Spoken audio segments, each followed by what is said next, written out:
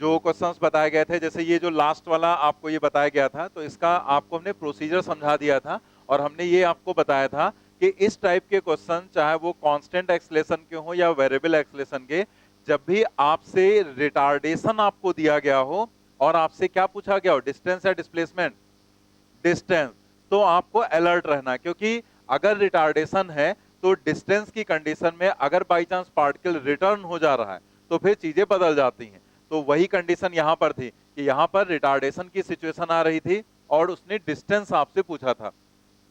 तो हम यहां पर देख रहे थे कि स्टार्टिंग में वो कहां से चला, ये पॉइंट देखना, एंड देन जहां पर उसकी वेलोसिटी जीरो होती, मतलब वहां से अपनी डायरेक्शन चेंज करेगा, वहां पर हमें देखना है। तो जैसे आप देखो 3 रखा है तो यहां पर आया है 24, और जबकि 5 रखा है तो आया 16, कम हो गया, इसका मतलब वो रिटर्न हो गया वहां से।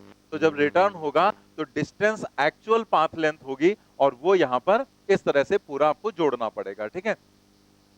तो कुल मिला के आप यहां पर बस इस तरीके से कर कि आपको ये चीज याद रखनी है क्वेश्चन में कि अगर रिटार्डेशन की कंडीशन और डिस्टेंस पूछी गई है तो आपको थोड़ा सा अलर्ट रहना है कि कहीं पार्टिकल वापस तो नहीं आ रहा, ठीक है, तो वो आपको चेक करना। तो वही हमने आपको प्रोसीजर बता दिया था। चलिए बढ़ते हैं हम लोग अगले क्वेश्चन पर। 13, the position x of a particle with respect to time t along x axis is given as x is equal to 9t square minus t cube, where x is in meter and t in second.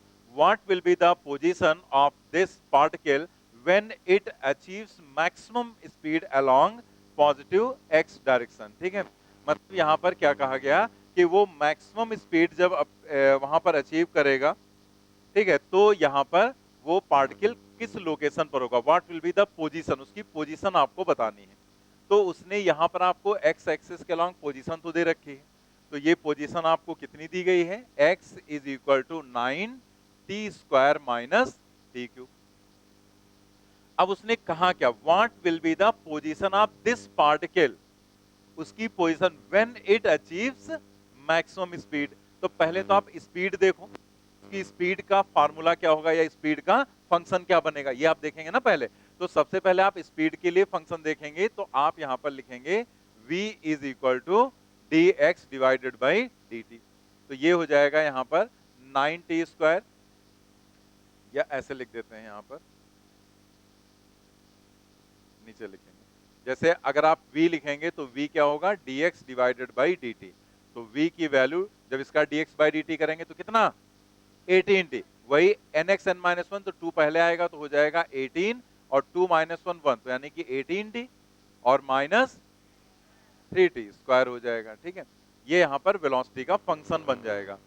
अब आपको ऊपर वाले से मतलब नहीं, अब आप ऐसे सोचो कि जब आपसे कहा जाता है कि y का एक फंक्शन दिया गया, आपसे कहा गया कि y की मैक्सिमम या मिनिमम वैल्यू कब होगी, कहां पर होगी, कितनी होगी, ये सारी चीजें, तो आप क्या करते हैं, फॉर मैक्सिमम और minimum dy by d x is equal to 0, यही तो करते हैं ना। तो वैसे यहां पर कि फॉर मैक्सिमम स्पीड, जैसे उसने कहा मैक्सिमम स्पीड, तो फॉर मैक्सिमम स्पीड, तो मैक्सिमम स्पीड के लिए आपको क्या करना है, dv डिवाइडेड बाई dt की वैल्यू 0 कर देनी, ठीक है। तो dv बाई dt 0 करेंगे आप, तो यहां पर क्या हो जाएगा, dv बाई dt करेंगे तो पहले dv बाई dt निकाल के फिर उसको 0 करना है, तो हम इसके नीचे लिख दे रहे हैं dv बाई dt का मतलब यहां पर इसको फिर से डिफ्रेंशिएट करो, ठीक है। तो यहां पर क्या हो जाएगा 18 और minus 6t is equal to 0, ठीक है। तो dv बाई dt 0 किया तो यहां से आ जाएगा minus 6t is equal to minus 18, तो t की वैल्यू कितनी, अब यहां तो t की सिर्फ एक ही वैल्यू आ रही, तो अगर एक वैल्यू आएगी तो हमें चेक करने की जरूरत फिर नहीं, फिर तो ऐसा हो गया ना कि जब एक ही वैल्यू है तो इसका मतलब ये हो गया कि अगर मैक्सिमा के लिए पूछ रहा तो वो मैक्सिमा होगा, मिनिमा के लिए पूछ रहा तो मिनिमा होगा। तो जैसे यहां उसने मैक्सिमम के लिए कहा तो हम बिना चेक किए यहां पर कह देंगे कि देयरफॉर एट, जैसे यहां पर था तो हमने मैक्सिमम ही लिख दिया ना सीधे, फॉर मैक्सिमम स्पीड, तो मैक्सिमम या मिनिमम किसी के लिए भी आपको 0 ही करना रहता है। तो आप यहां पर क्या लिखेंगे, यहां पर आप लिखेंगे कि therefore at t is equal to 3 second, x position पूछा था ना उसने, x इज इक्वल टू क्या हो जाएगा 9t² माइनस टी क्यूब, तो इसमें t की जगह रखेंगे 3, तो 9 3² एंड माइनस 3 क्यूब, ये 81 हो जाएगा, ये 27, तो कितना आ जाएगा 54, फर्स्ट ऑप्शन करेक्ट हो जाएगा। पहले आप इसको हम एक पॉइंट बताते हैं आपको।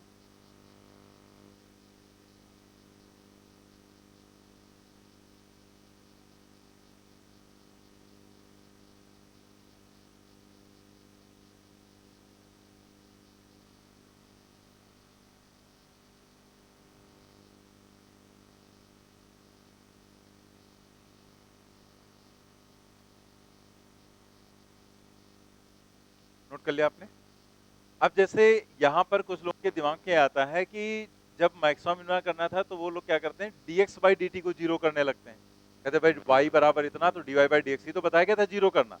तो आपको यहाँ पर dx बाई dt जीरो नहीं करना, क्योंकि यहाँ पर ये नहीं कि बस हमने dy बाई dx किया उसको जीरो कर दिया। आपको ये देखना है कि किस फंक्शन के लिए आपसे मैक्सिमा पूछा गया, किस फंक्शन के लिए आपसे मिनिमा।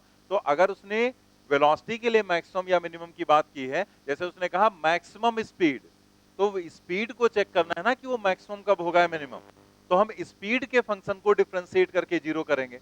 अगर यहीं पर वो एक्सेलेरेशन कह देता तो हम फिर क्या करते, v को फिर डिफरेंशिएट करके dv बाई dt निकालते, फिर इसका फिर डिफरेंशिएशन करते, क्योंकि एक्सेलेरेशन आ जाता ना।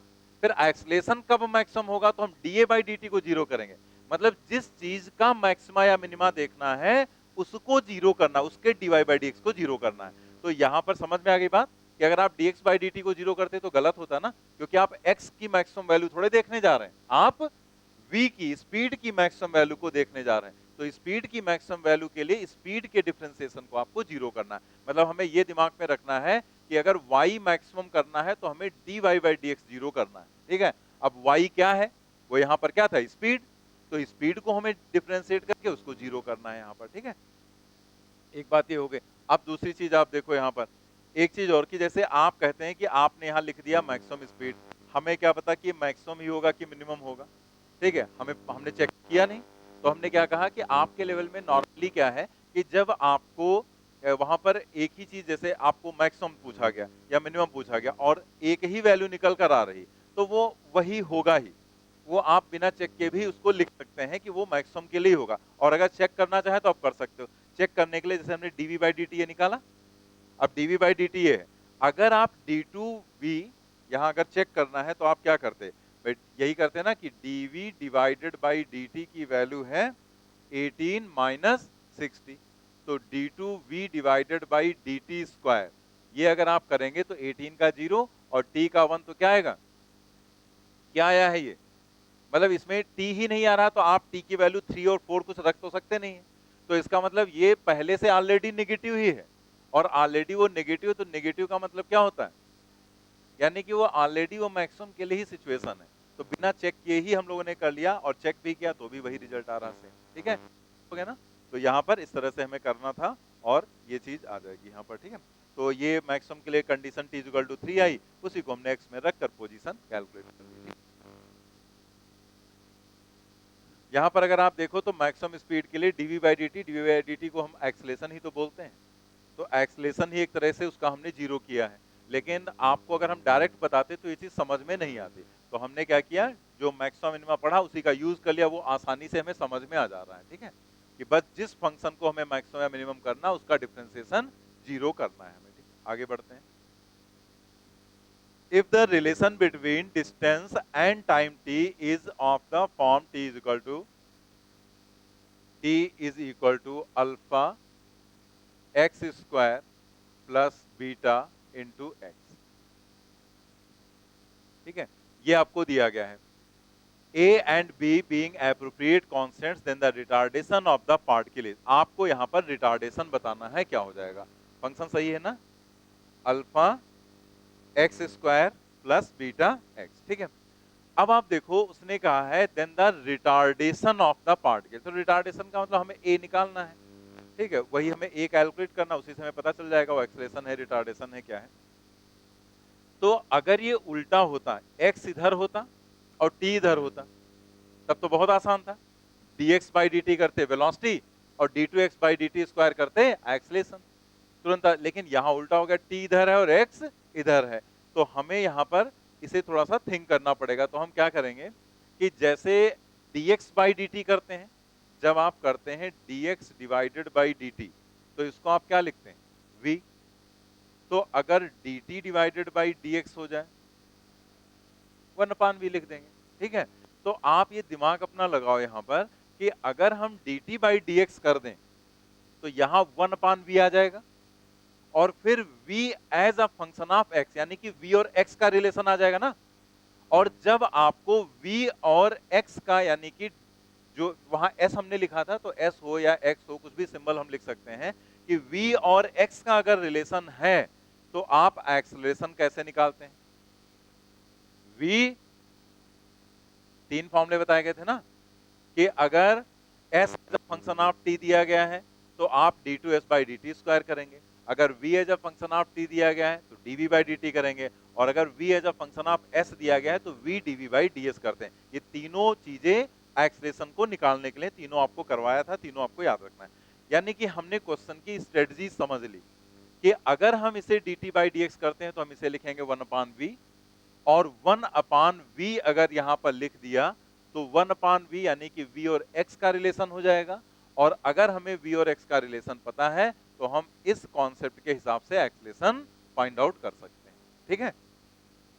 चलिए, तो हमें बस यही करना है। यहां पर आते हैं, यहां पर सबसे पहले हम क्या करेंगे, dt बाई dx। तो dt डिवाइडेड बाई dx, तो ये हो जाएगा अल्फा और ये हो जाएगा 2x, ठीक है। और ये क्या हो जाएगा, बीटा हो जाएगा, एक्स स्क्वायर का 2x और x का 1। तो एक तरह से जो dt बाई dx है इसको हम क्या लिख सकते हैं, 1/v। तो 1/v is equal to 2 alpha x and plus beta. और या फिर अगर आपको v लिखना हो तो v हम लिखेंगे, यहां पर v लिखना तो ये नीचे आ जाएगा, तो ये आ जाएगा 1/2 अल्फा x प्लस बीटा। और या फिर इसको हम लिख सकते हैं 2 alpha x plus beta to the power minus, ठीक है, ऐसे लिख दिया। अब देखो आप v as a function of x आ गया, u to the power n, क्योंकि आपको यहां पर अपने दिमाग में रखना है कि अगर v as a function of दिया गया है x, तो हमें a के लिए क्या चाहिए, v and dv by dx, ठीक है। तो आपको dv बाई dx निकालना पड़ेगा, v तो आपको पता ही है, और v की वैल्यू भी नहीं रखनी, v के टर्म में ही रखना है आपको, तो आपको dv बाई dx निकालना है। अब हम यहां पर निकालेंगे dv डिवाइडेड बाई dx, कौन सा rule, u to the power n वाला रूल आप अप्लाई करेंगे, क्योंकि ये यहां पर u दिया गया है और ये यहां पर क्या दिया गया है, n। Rule number 1, u to the power n। तो आपको यहां पर dv बाई dx करना है, तो n un माइनस 1, n पहले आएगा तो -1 हो जाएगा, u रखेंगे 2 alpha x plus beta n u, n -1 -2, ठीक है। हम डायरेक्ट अब करेंगे, हमने आपको सब कुछ सिखा दिया, हमने कहा था कि वो सारी चीजें फिर आपकी बार बार उन्हीं चीजों को हम समझाएंगे नहीं, तो हम बता दे रहे हैं आपको u to the power n। अब u to the power n अगर आपको आ रहा है तो तुरंत समझ में आ जाएगा, नहीं आ रहा है तो फिर आपको पीछे से देखना पड़ेगा वहां पर, ठीक है। तो nu n-1 लिखा, फिर क्या करते हैं, du बाई dx, मतलब इतने पार्ट को डिफ्रेंशिएट करते हैं, तो क्या होगा, इसका डिफ्रेंशिएशन 2 अल्फा और x का 1 और बीटा का हो जाएगा 0 हो जाएगा, यानी कि 2 अल्फा यहां पर आ जाएगा। That means dv by dx की जो वैल्यू है वो क्या है, 2 अल्फा x, ये माइनस है तो -2 अल्फा लिख देते हैं, और ये जो लिखा है इसको देखो हम क्या लिखना है। अब इसमें आपको थोड़ा सा और दिमाग लगाना है, क्योंकि आप यहाँ पर ऑप्शंस देखो, जैसे अगर ऑप्शंस x के टर्म में दिए गए होते तो हम इस v को dv बाई dx से मल्टीप्लाई कर देते, ठीक है। लेकिन यहाँ पर ऑप्शन दिए गए v के टर्म में, तो हमें ये x यहाँ से हटाना पड़ेगा। तो आप देखो यहाँ है -2 और यहाँ क्या है, आप सोचो अगर यहाँ -1 होता तो हम उठा के रख देते v, तो हम -1 कर सकते हैं ना। एक क्वेश्चन में आपको समझाया गया था कि हम इसको ऐसे लिख सकते हैं ना, -1 और बाहर पावर लगा दें 2, तो ये दोनों मल्टीप्लाई हो जाएंगे, वही चीज है ना, मॉडिफाई कर लिया। और अब हम इसको लिख सकते हैं -2 अल्फा इंटू, क्योंकि जो ये 2 अल्फा x प्लस बीटा ये जो दिया गया है, ठीक है, ये क्या है, ये है v, ठीक है। v इज इक्वल टू ये आया है ना, ये तो u to the power n तो फार्मूला लगा है, ये 2 alpha x plus beta to the power -1 की जगह क्या है v, तो 2 alpha x plus beta to the power -1 की जगह हम क्या रख सकते हैं, v रख सकते हैं, दिस इज v। तो आपको यहां पर क्या मिल गया, 2 अल्फा v स्क्वायर, ठीक। अब आपको लिखना है a इज इक्वल टू होगा v dv divided by dx, v का मतलब यहाँ पर v ही रहेगा और dv बाई dx का मतलब हो जाएगा -2 अल्फा v स्क्वायर, तो यहाँ से आ जाएगा -2 अल्फा v क्यूब, ठीक है। a आया, तो ये एक्सलेशन आ गया। जब हम रिटार्डेशन लिखते हैं तो माइनस नहीं लिखते हैं, क्या लिखेंगे, 2 अल्फा v क्यूब, क्योंकि रिटार्डेशन टर्म का मतलब अंडरस्टूड होता है कि रिटार्डेशन का मतलब है कि वो वहां पर एक्सलेस मतलब जो वेलोसिटी है उसके अपोजिट होगा। तो 2 अल्फा v क्यूब यहाँ पर आंसर सही हो जाएगा, that means first option correct.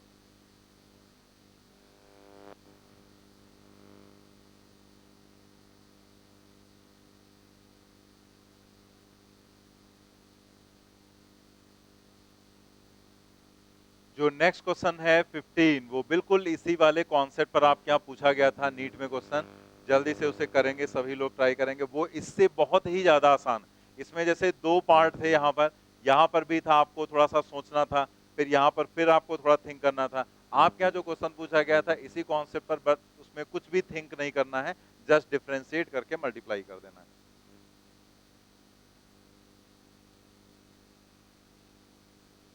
ये नोट हो गया ना सभी का?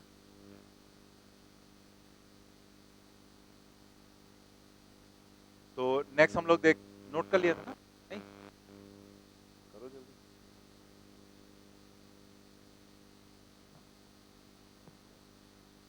नोट करने में टाइम इसलिए लग, हर चीज, अब इसे रूल्स पता है, चीजें पता है, समझा दिया गया, तो कुछ चीजें अपने आप ही लिखो, लिखने को। अब वो देख देख कर लिखते हैं, पता लगा बराबर का साइन भी बनाना है तो पहले एक देखेंगे, अच्छा दो लाइन में होती, तब बराबर का साइन बनाना, ऐसे देख देख कर लिखोगे तब तो टाइम लगेगा ही लगेगा तुम्हें ना। ये जो भी, अब जैसे यहाँ पर आपको बता दिया गया कि इसको dv बाई dx करना है, तो आपने एक बार देख लिया, अच्छा dv बाई dx, अपने आप करके लिख लो, इतनी तुम्हें प्रैक्टिस होनी चाहिए, आपको बताया गया कि प्रैक्टिस करके रखो।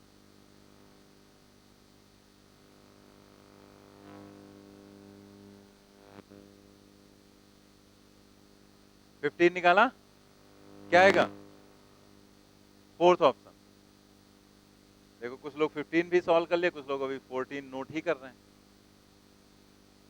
तो यहाँ पर 15 नंबर का जो क्वेश्चन है उसमें ये आपके यहाँ पूछा गया था 2015 में, a particle of unit mass undergoes one dimensional motion such that its velocity varies according to vx is equal to beta x to the power -2n।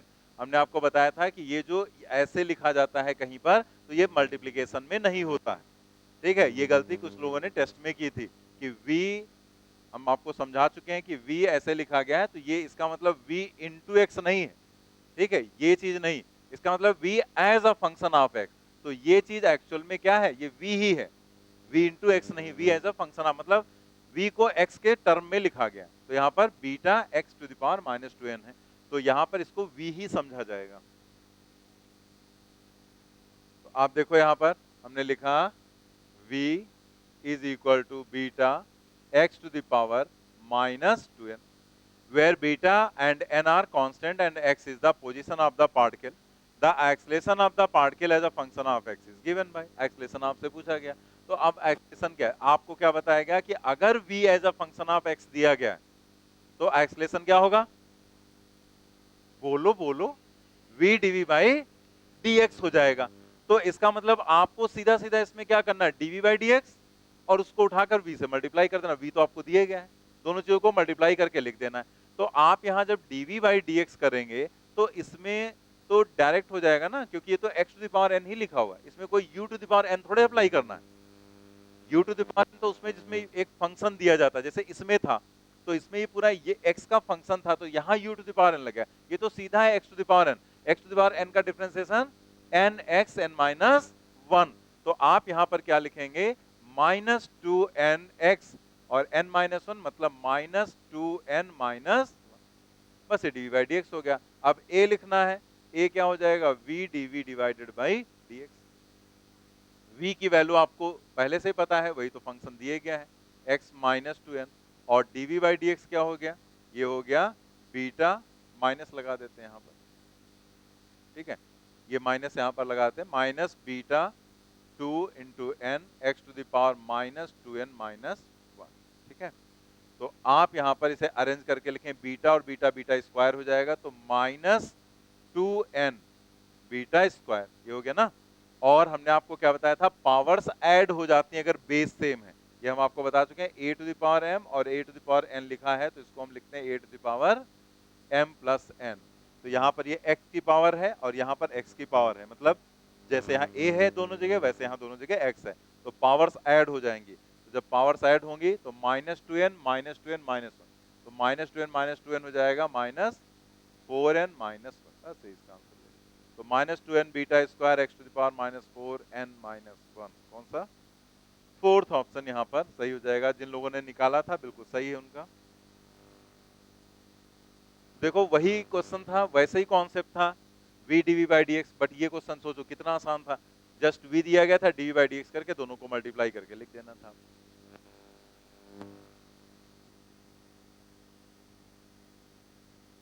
जल्दी से नोट करो, आज ये फिनिश करना है पूरा चैप्टर हम लोगों को।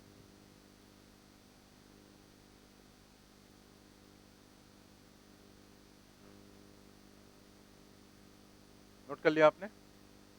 ये वाला पॉइंट जो पिछले वाले क्वेश्चन में बताया गया था, ये इससे पहले भी एक क्वेश्चन में यूज हुआ था, आगे भी कहीं भी यूज हो सकता है, अब एक क्वेश्चन में और होगा।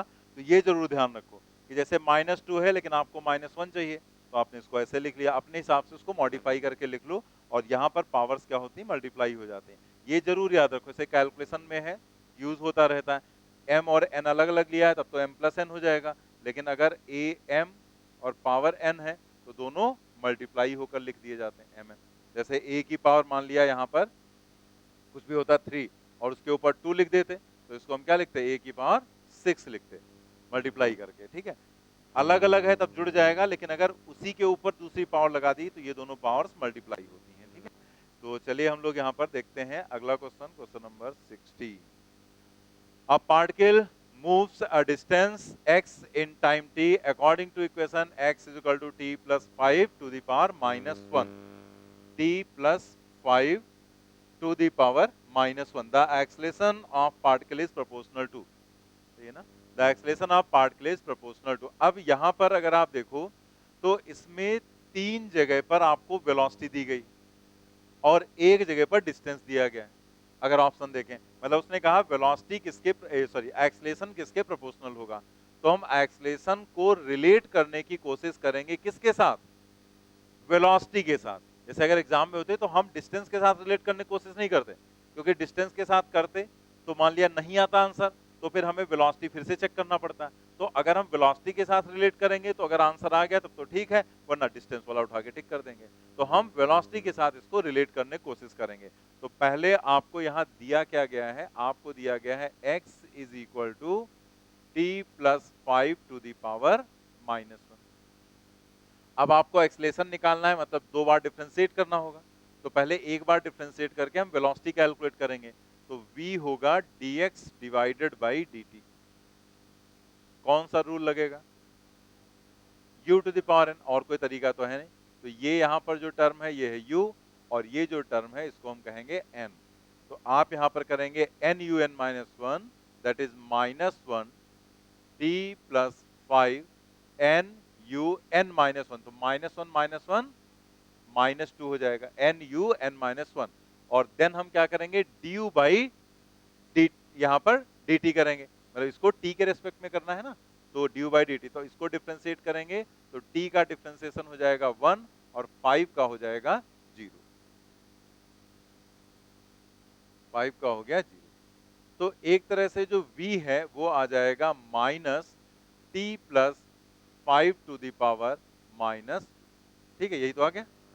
अब आप देखो यहाँ पर कि अगर हम एक्सलेशन निकालना चाहते हैं तो a का मतलब होगा dv डिवाइडेड बाई dt, ठीक है। अब एक्सलेशन हम निकालना है तो एक्सलेशन में a is equal to dv by dt। अब फिर से हम डिफरेंशिएट करेंगे तो अगेन वही पॉइंट फिर है कि ये चीज क्या है u और ये क्या हो गया n, फिर से वही रूल लगेगा u to the power n।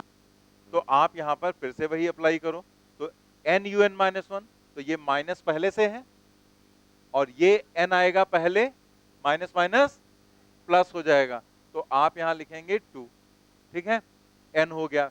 फिर आपको लिखना है यू, तो यू वैसे ही लिख दिया t plus 5, n u n minus one, minus two minus one, that is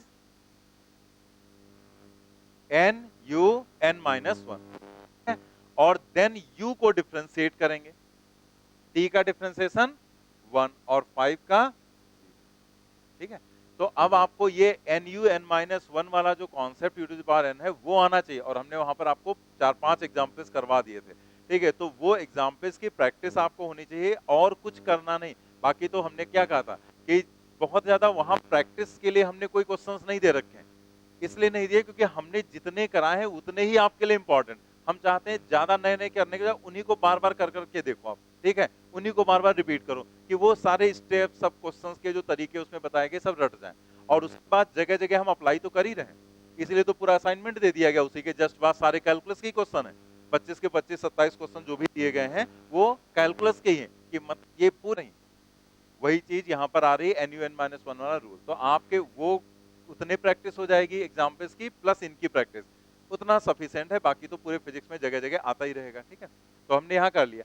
अब वही सवाल फिर हमारे सामने खड़ा हो गया कि a इज इक्वल टू है 2 और यहाँ पर है t प्लस 5 और यहाँ पर क्या है -3, लेकिन हमें इसे रिलेट करना है वेलोसिटी के साथ, हम x के साथ नहीं करेंगे क्योंकि उसके साथ करने में हमें नुकसान है, मतलब हमारा टाइम टेकिंग हो जाएगा, क्योंकि अगर ये सही नहीं हुआ तो हमें दोबारा फिर काम करना पड़ेगा, इसलिए हम v के साथ रिलेट करेंगे।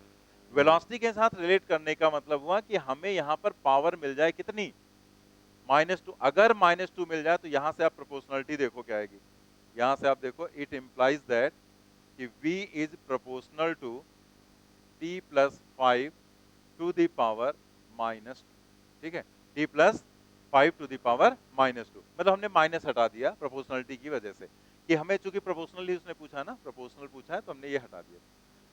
अब आप देखो कि अगर t प्लस 5 यहां पर मिल जाए, और यहां पर भी आप वही काम कर सकते थे, चाहे तो यहीं पर कर लो, मतलब ये टर्म जो, वरना एक बार फिर लिखना पड़ेगा, यही चीज है, तो 2 तो हमें लिखने की जरूरत है नहीं, अगर हम प्रोपोर्शनलिटी लिखें तो a प्रोपोर्शनल टू ये हो जाएगा, तो कांस्टेंट वाले टर्म हटा दिए, हमने क्वेश्चन में आपको समझाया भी था।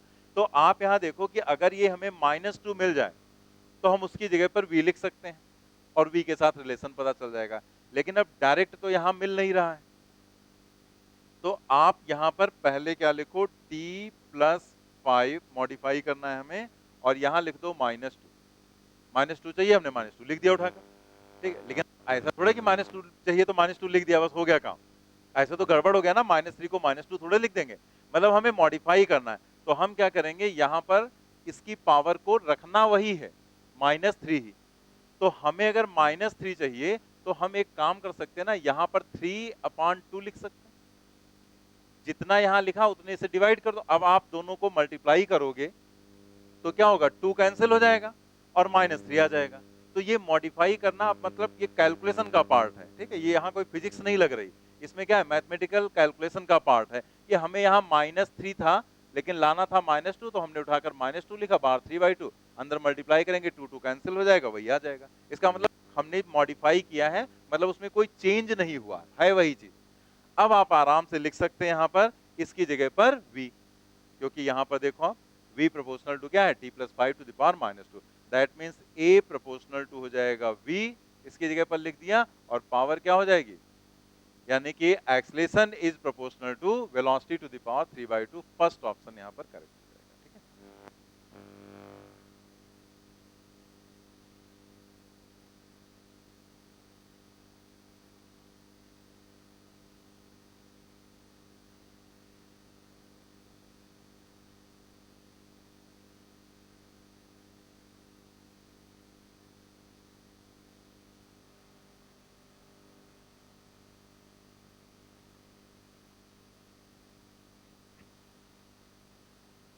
नोट कर लिया।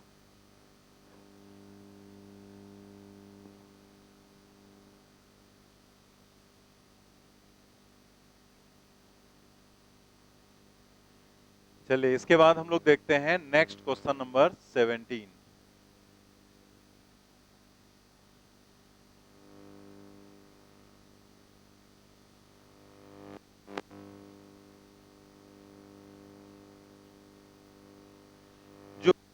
17 नंबर का ये क्वेश्चन है, यहाँ पर ये वाला नोट कर लिया ना आपने?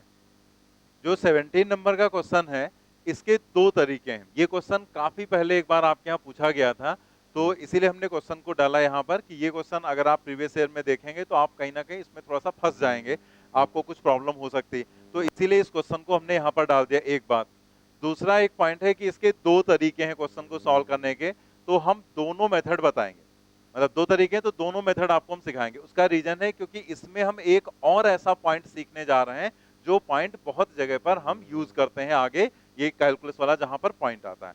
तो इस क्वेश्चन का जो ये नेक्स्ट क्वेश्चन है, इसका यही एक इंपॉर्टेंस है कि इसमें हम क्वेश्चन भी कर लेंगे, जो कि हमारे यहाँ पूछा गया, हालांकि काफी पहले पूछा गया था, तो यहाँ पर ये पूछा भी गया है क्वेश्चन, और हम इसे करेंगे। कुछ बुक्स में इसका कैलकुलेशन गलत भी दिया गया है, उससे भी प्रॉब्लम होती है। कई लोग आते हैं बाद में पूछने कि सर इसमें कुछ और ही तरीके से सॉल्व किया गया, तो इसका कई जगह पर कैलकुलेशन गलत भी दिया गया है, तो हम इस चीज को बताएंगे। इसका दोनों मेथड भी हम सिखा देंगे आपको। एक मेथड है जिसमें बिना कैलकुलस यूज किए हम इस क्वेश्चन को सॉल्व कर सकते हैं, बट कैलकुलस वाला मेथड इसलिए बताएंगे क्योंकि उससे आपको एक पॉइंट और सीखने को मिलेगा, और उस पॉइंट का यूज हमें कई जगह पर अलग अलग करना भी रहता है। ठीक, तो चलिए पहले क्वेश्चन पढ़ लेते हैं। Two particles A and B are connected by a rigid rod AB. The rod slides along perpendicular as shown here. Perpendicular rails यहाँ पर है, आज छूट गया, हम सोचे कौन सी अंग्रेजी लिख दी। As shown here, the velocity of A to the left is 10 meter per second. What is the velocity of B when angle alpha is equal to 30 degree? जो एंगल यहाँ पर अल्फा दिया गया है,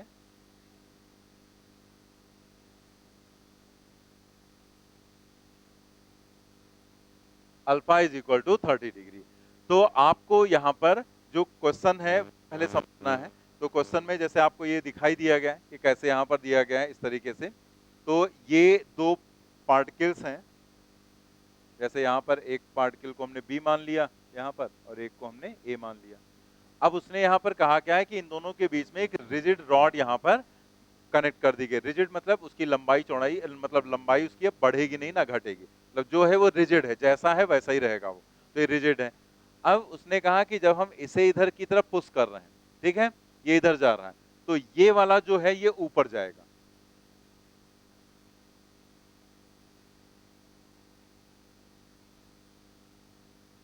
यहां पर कि जब हम इसे इधर की तरफ बढ़ाएंगे तो इसकी वेलोसिटी को हमने मान लिया va, ठीक है, तो ये a वेलोसिटी से इधर जाएगा, तो ये जो b है ये vb वेलोसिटी से ऊपर की तरफ जाएगा इससे, ठीक है। तो आपको यहां पर इसकी वेलोसिटी तो दी गई है, b की वेलोसिटी आपसे पूछी गई है। मतलब ये कुछ इस तरीके से है, जैसे आप देखो यहां पर कि ऐसे इस तरीके से दो परपेंडिकुलर रेल्स हो गई, ठीक है, तो हमने ऐसे दिखा दे, चाहे जैसे भी दिखा दो, तो ऐसे दो परपेंडिकुलर रेल्स हो गई। अब ये एक रिजिड रॉड है जिसके दोनों एंड पर एक एक पार्टिकल है, उसे ऐसे रखा गया। अब किया क्या जा रहा है कि हम इसे पुश कर रहे हैं यहाँ पर, तो इसे जब हम यहाँ पर ऐसे पुश कर रहे हैं तो ये वाला ऊपर की तरफ भाग रहा है, ठीक है, ऐसे ये चल रहा है ऐसे, ठीक है। तो आपको इधर वाले की वेलोसिटी दी गई और इधर वाले की वेलोसिटी आपसे पूछी जा रही है क्या होगी, ठीक है। तो देखते हैं कैसे हम लोग सॉल्व करेंगे। तो यहाँ पर हम एक काम करते हैं कि जैसे ये इधर की तरफ मूव करेगा, तो ये जो O से A तक की वैल्यू है इसको हम मान ले रहे हैं x, ठीक है, और ये वाली जो यहाँ पर है O से B तक, इसको हम मान रहे हैं y, और इसको हम मान रहे हैं l। तो l के बारे में तो हमें पता ही है कि वो तो चेंज होगा नहीं, क्योंकि वो तो एक रॉड है ना। तो ये अगर ऐसे अभी हमने मूव कराया था तो उससे इस मार्कर की लेंथ थोड़ी चेंज हो जाएगी। जैसे अगर हम यहाँ पर ऐसे कर रहे थे इस तरीके से, ऐसे अगर हम मूव कराएंगे, ये रॉड है, तो अगर हम इसको ऐसे था और ऐसे हम मूव करा रहे हैं तो इसकी लेंथ पर तो कोई फर्क पड़ नहीं रहा। लेकिन अगर आप डिस्टेंसेस देखो x और y, तो वो चेंज हो रहे हैं, x घट रहा है और y बढ़ रहा है।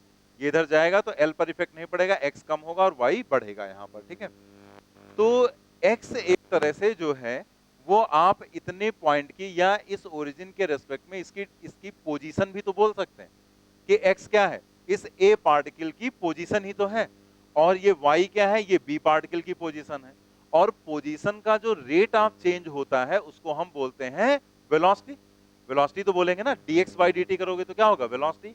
dy बाई dt करोगे तो क्या होगा, वेलोसिटी। यानी कि अगर हम इसका रेट ऑफ चेंज निकालें x का, तो x का जो रेट ऑफ चेंज होगा उसको हम क्या कहेंगे, dx डिवाइडेड बाई dt। और dx बाई dt जो हो जाएगा वो क्या हो जाएगा, a पार्टिकल की वेलोसिटी। तो हम इसे क्या लिख सकते हैं, इसे हम लिख सकते हैं va। लेकिन हम यहां लगाएंगे एक साइन माइनस। अब ये माइनस क्यों लगा दिया गया, क्योंकि ये क्या होता है, dx। dx जो होता है वो डिफरेंस ही तो होता है। आपको बताया डेल्टा x को ही जब छोटा हो जाता है तो dx लिख देते हैं। तो डेल्टा क्या होता है, डिफरेंस। तो dx भी तो डिफरेंस होगा। तो डिफरेंस यहां कम हो रहा है ना, जब ये x इधर आएगा तो फाइनल वैल्यू कम होगी इनिशियल से। यानी कि ये चीज जैसे जैसे इधर आएगा, तो जैसे ऐसे है अगर यहां पर, तो मान लिया पहले ये था तो ये यहां पर था, और अब ये ऊपर की तरफ जाएगा तो ये इधर आ जाएगा ना, तो फाइनल वैल्यू इनिशियल से कम होगी। तो जब आप डिफरेंस निकालते हैं फाइनल माइनस इनिशियल, तो फाइनल है कम और इनिशियल है ज्यादा, तो फाइनल कम इनिशियल ज्यादा, तो फाइनल माइनस इनिशियल करोगे तो माइनस में ही तो आएगा। यानी कि ये नेगेटिव साइन यहां पर रिप्रेजेंट कर रहा है डिक्रीमेंट को। ठीक है, मतलब कि पोजीशन इसकी कम हो रही, चेंज हो रही, यहां पर रिड्यूस हो रही, तो माइनस साइन डिक्रीमेंट को शो कर रहा है। इधर क्या होगा, जब y ऊपर की तरफ ये जाएगा तो y बढ़ेगा, तो इसका जो रेट ऑफ चेंज हो जाएगा dy डिवाइडेड बाई dt, उसको हम क्या लिख सकते हैं, vb। लेकिन यहां पर प्लस रहेगा क्योंकि इसमें डिक्रीमेंट थोड़े, ये तो बढ़ेगा, इंक्रीमेंट होगा। तो समझ में आ गया, कोई डाउट तो नहीं किसी को, कि जब ये इधर की तरफ जाएगा तो इसका जो रेट ऑफ चेंज है वो इसकी वेलोसिटी बन जाएगी, और इसका जो रेट ऑफ चेंज है वो इस बी पार्टिकल की वेलोसिटी होगी। लेकिन यहाँ माइनस साइन लगाया गया क्योंकि x घटेगा और y बढ़ेगा, तो ये नेगेटिव साइन इसके डिक्रीमेंट को रिप्रेजेंट कर रहा है। ठीक है, एक बात तो ये हमने समझ ली। अब आप सोचो कि आपको यहाँ x, y और l को रिलेट ही तो करना है, क्योंकि हमें इन दोनों का रिलेशन चाहिए। तो हम यही तो सोच सकते हैं कि अगर हम इन दोनों को रिलेट कर लें और उसको हम टाइम के रिस्पेक्ट में डिफरेंशिएट कर दें, तो डिफरेंशिएट करेंगे तो उसमें dx by dt आ जाएगा, dy by dt, उसकी जगह v और vb रख देंगे और हमें v और vb का रिलेशन पता चल जाएगा। तो vb हमें निकालना है, v हमें क्वेश्चन में दिया गया है, अल्फा भी हमें क्वेश्चन में दे दिया गया। अब आप सोचो, इस डिफरेंशिएट करने से पहले आप x, y और l को रिलेट करेंगे। अगर आपको राइट एंगल ट्रायंगल मिलता है तो सबसे पहले दिमाग में क्या घूमता है, पाइथागोरस थ्योरम। मतलब हम तुरंत इसको रिलेट कर सकते हैं, क्या लिख सकते हैं, x square plus y square is equal to l square. ठीक है, यानी कि हम यहां पर लिख सकते हैं x square plus y square is equal to l square. ठीक है, अब आप यहां पर करेंगे अभी यहां पर समझ लो, फिर बाद में नोट कर लेना। ठीक है, यहां पर हम करेंगे differentiating with respect to t. ठीक है, मतलब टाइम के रेस्पेक्ट में हम डिफरेंशिएट करेंगे। अब टाइम के रेस्पेक्ट में डिफरेंशिएट करेंगे तो बताओ एक्स स्क्वायर का डिफरेंशिएशन क्या होगा, क्या होगा,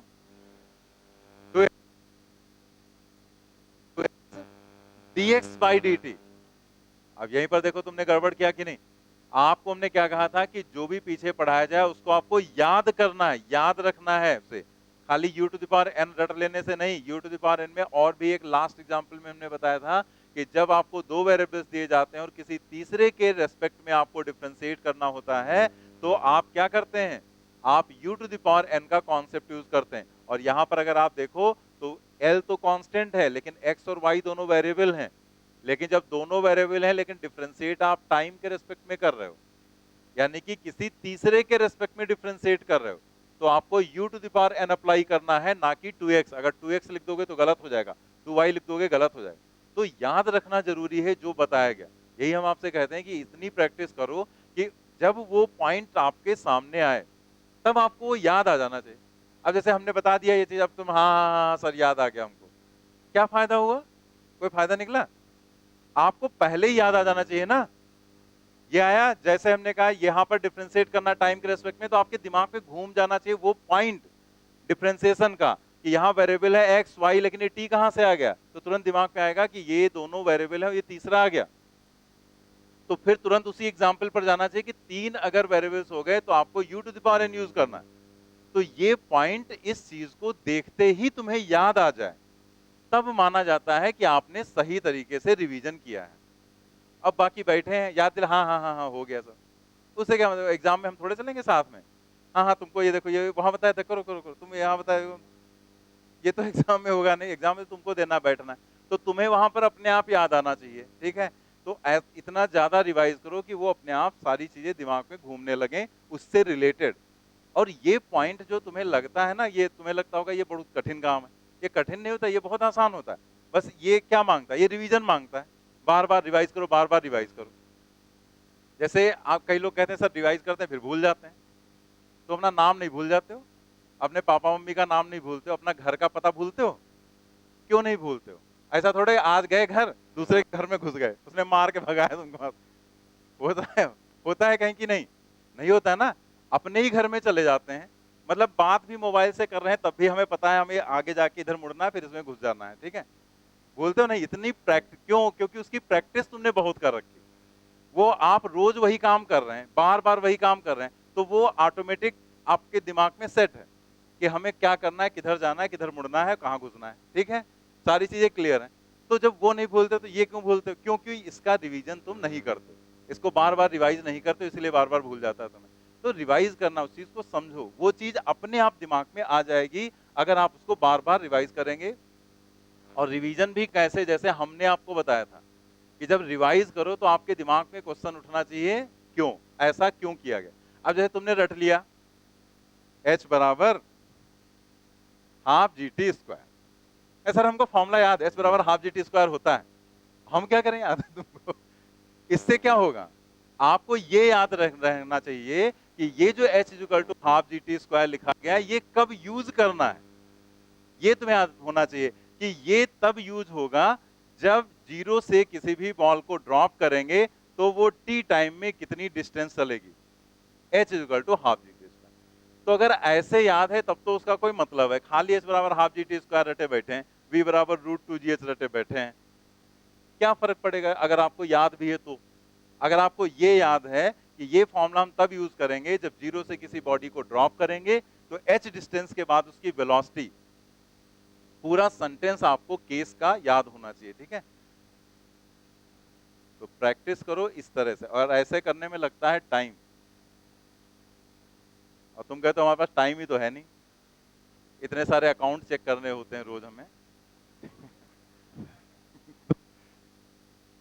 इतना कहाँ टाइम हम टाइम दे पाए। चलिए करते हैं डिफरेंशिएट। तो आपको यहाँ पर दो वेरिएबल्स देंगे, तीसरे के टर्म में आपको डिफरेंशिएट करना है, तो आप यूज करेंगे u to the power n, मतलब ये 2x नहीं, आप लिखेंगे वैसे n, यानी कि 2x और 2 माइनस 1 मतलब हो गया 1, और देन du बाई dx करते हैं, तो यहाँ पर t के रेस्पेक्ट में कर रहे हैं तो du बाई dt मतलब x डिवाइडेड बाई t, यानी कि dx डिवाइडेड बाई dt, ठीक है। ऐसे प्लस इसमें लगा देंगे, क्या करेंगे 2y n u n minus 1, तो यहाँ तो 1 आ जाएगा, और देन y का डिफरेंशिएशन कर देंगे dy by and then equal to 0।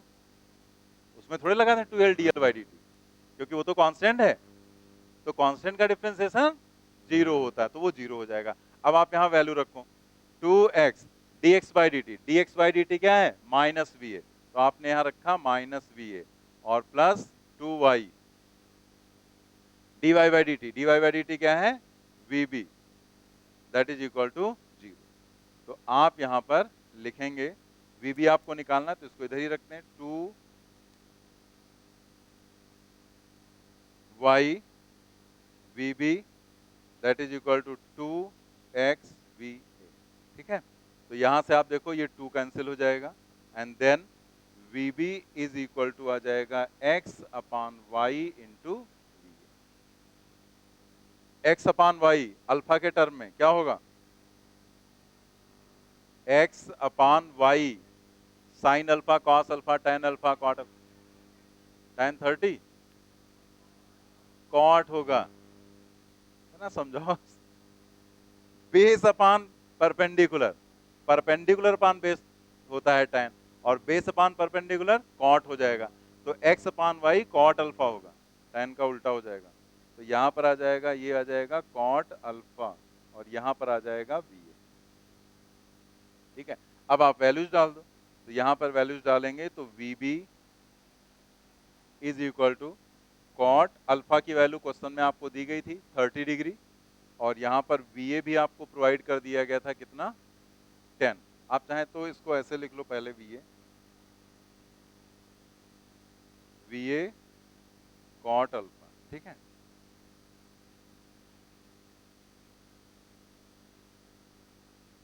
Cos नहीं था कॉट, तो यहाँ पर हो जाएगा VA की वैल्यू 10 और यहाँ पर हो जाएगा कॉट और अल्फा की वैल्यू 30।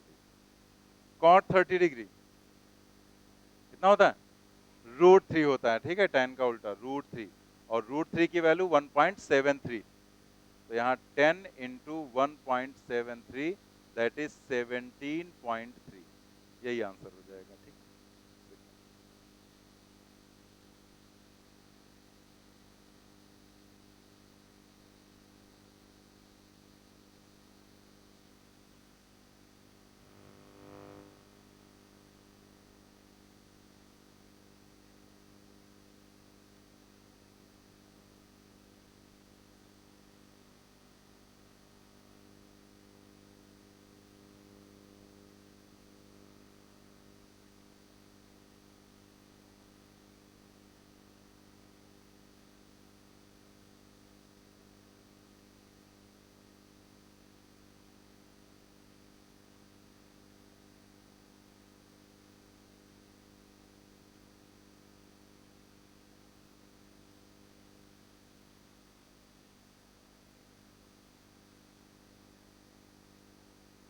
हो गया।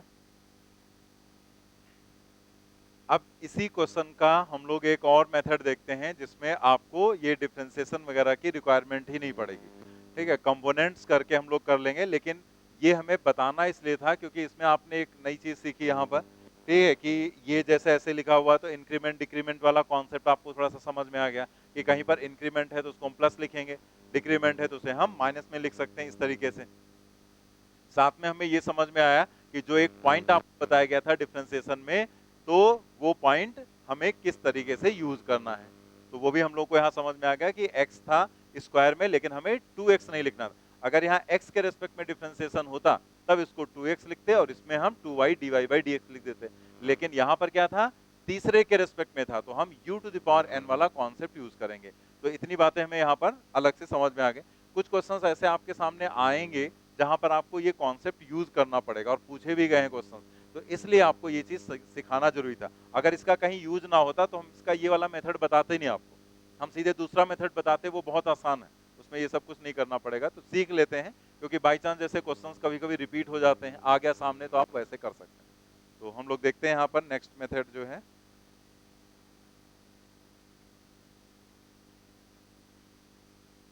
हमें ये वाला पॉइंट तो याद ही ना कि अगर ये एफ है, ये एंगल थीटा है, तो ये कंपोनेंट क्या होगा, एफ कॉस थीटा। आपको बताया गया था एंगल साइड कंपोनेंट कॉस और उसके परपेंडिकुलर साइन कंपोनेंट होता है, ठीक है। तो इसी पॉइंट का हम यहां पर यूज करने वाले हैं।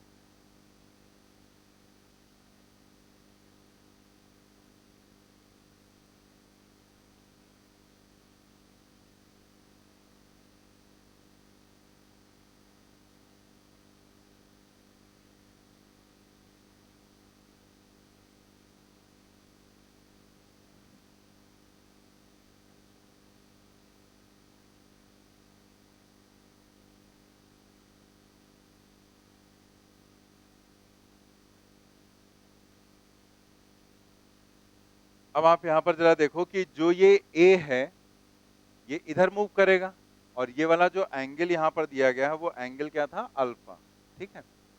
तो जो ए है उसकी वेलोसिटी इस डायरेक्शन में होगी, ये होगी वेलोसिटी ना, दिस इज वी ए, इसको ऐसे मूव कराना था, और जो ये बी है उसको ऊपर की तरफ मूव कराना था, ठीक है। जब ये इधर जाएगा तो ये ऊपर की तरफ जाता है, तो इसकी वेलोसिटी जो है वो कितनी है, वी बी, वी बी के बराबर। अब आप यहां पर इनके अगर कंपोनेंट्स करें, इनके अगर आप कंपोनेंट करें तो कंपोनेंट्स कैसे हो जाएंगे, एक कंपोनेंट हम करेंगे इस डायरेक्शन में, ठीक है, इस साइड में, तो इधर का जो, क्योंकि यही एंगल दिया गया ना, तो यहां पर एक कंपोनेंट इधर करते हैं, तो ये कंपोनेंट हो जाएगा we a cos alpha angle side, और इसका जो परपेंडिकुलर कंपोनेंट हो जाएगा वो वी ए साइन अल्फा हो जाएगा। ठीक है, ऐसे ही हम यहां पर कंपोनेंट करेंगे। तो आप यहां पर देखो जरा कि ये जो यहां पर लाइन है, अगर हम ऐसे एक ड्रॉ कर दें इसके पैरेलल, तो ये एंगल अल्फा है, तो ये वाला एंगल क्या होगा? अल्फा ही तो होगा, एंगल अल्फा हो जाएगा। और अगर ये एंगल अल्फा है, तो अगर हम ये लाइन आगे बढ़ा दें थोड़ा सा ऐसे ऐसे, ठीक है, और यहां पर इधर से देख, लेकिन हमें इसे करना है, तो हम यहाँ पर एक लाइन ऐसे बढ़ाएं और दूसरी इसके ऐसे परपेंडिकुलर लाइन ड्रॉ कर दी। ठीक है, ये ऐसे, क्योंकि यहाँ पर वीबी के भी कंपोनेंट करना है, एक इधर करना और एक उसके परपेंडिकुलर। तो अब आप देखो ये एंगल अल्फा है, ये जो लाइन ड्रॉ की हमने ब्लू वाली, वो इस येलो वाली जो ये रॉड है इसके परपेंडिकुलर है। तो अगर ये अल्फा है, तो ये वाला जो एंगल है ये हो जाएगा 90 माइनस अल्फा। ठीक है, और अगर हम ये देखें, जैसे ये जो वर्टिकल वाली लाइन है, जैसे हमने यहां पर ऐसे खींचा ना, तो हमने यहां पर कहा कि ये एंगल है 90 माइनस अल्फा। तो जरा बताओ ये कितना होगा? अल्फा हो जाएगा, क्योंकि पूरा एंगल क्या है? 90 डिग्री। समझ में आ गया ना? तो अगर हम उल्टा चेक कर लें तो भी समझ में आता है कि ये अल्फा है, ये 90, तभी तो ये 90 माइनस अल्फा होगा, यानी कि ये 90 माइनस अल्फा, तो इसको अल्फा ही होना पड़ेगा। सबट्रैक्ट करके निकाल सकते हैं, डायरेक्ट चेक कर सकते हैं। तो इसका मतलब ये जो एंगल यहां पर है, ये वाला, ये एंगल क्या बना? अल्फा एंगल बना। अब इस वीबी का इधर जो कंपोनेंट हो जाएगा, ये वाला, तो जो अल्फा साइड कंपोनेंट होगा वो तो हो जाएगा वीबी कॉस अल्फा, और जो ये कंपोनेंट हो जाएगा वो हो जाएगा वीबी साइन अल्फा। ठीक है, क्लियर हो रहा है ना आपको? यहां पर जो ये वीबी, इसीलिए मैंने कलर चेंज कर दिया, ये वीबी ये वाला ग्रीन वाला दिखाया गया, और ये कंपोनेंट वीबी कॉस अल्फा, ये वीबी साइन अल्फा। ठीक है, इतना सभी को क्लियर है ना कि हमने इस ए के दो कंपोनेंट किए, एक इधर, और ऐसे बी के दो कंपोनेंट्स हमने, ये बी जो था इसके कंपोनेंट के, एक इस साइड में एक इस साइड में। अगर कोई चीज रिजिड है, तो इसका मतलब उसकी लंबाई ना तो बढ़ेगी ना घटेगी। आप एक चीज यहां पर बताओ कि जैसे ये एक लाइन है, एक यहां पर पर्सन है, ठीक है, इसकी वेलोसिटी है 10 मीटर पर सेकेंड, और दूसरा यहां पर है, इसकी वेलोसिटी यहां पर है, सपोज कर लिया 15 मीटर पर सेकेंड। ठीक है, और इनके बीच की ये डिस्टेंस है एस के बराबर। तो अभी जिस समय हमने आपको दिखाया उस समय डिस्टेंस एस है। अब मान लेते हैं ये एस की जो वैल्यू है, ये सपोज कर लिया है 50 मीटर। ठीक है, तो अब आप बताओ कि कुछ समय के बाद ये 50 मीटर बढ़ेगा या कम हो जाएगा? ये जो डिस्टेंस बीच की 50 मीटर है, ये घटेगी या बढ़ेगी? कुछ नहीं होगा। तुम्हें यही नहीं समझ में आ रहा है? बढ़ेगी ना। अरे यार, आगे वाला तेज जा रहा है, तुम फिजिक्स काहे लगा रहे हो? दिमाग लगाओ, फिजिक्स नहीं लगानी। आगे वाला तेज जा रहा है, पीछे वाला धीमा जा रहा है, तो सीधी सी बात है, वो तेज जा रहा है तो वो आगे जलता चला जाएगा, और ये जा तो रहा है लेकिन ये थोड़ा धीमे जा रहा है, तो जो डिस्टेंस है वो धीरे धीरे चेंज नहीं होगा। यानी कि अगर हम कह दें कि ये रॉड जो ए बी है वो रिजिड है, मतलब इसकी वैल्यू ना बढ़नी है और ना घटनी है, तो इसका मतलब इधर का जो ये कंपोनेंट है वेलोसिटी का, ये वी ए कॉस अल्फा, ये exactly v b sine alpha के बराबर होना चाहिए ना। क्योंकि अगर ये कंपोनेंट यहां पर ये ज्यादा हो गया तो ये रॉड घटनी चाहिए, और अगर ये वाला ज्यादा हो गया तो ये बढ़नी चाहिए, लेकिन हमें पता है वो तो रॉड है, रिजिड है, वो तो ना बढ़ेगी ना घटेगी। इसका सीधा मतलब हुआ कि रॉड रिजिड है, इसलिए ये वाली वैल्यू इसके बराबर आएगी। आएगी कि नहीं? और अगर ये दोनों वैल्यूज आप बराबर कर दो तो आपको यही रिजल्ट मिल जाएगा, वी ए कॉट अल्फा वाला। ठीक है, यहां पर देखते हैं, यहां पर पहले आप डायग्राम बना लो।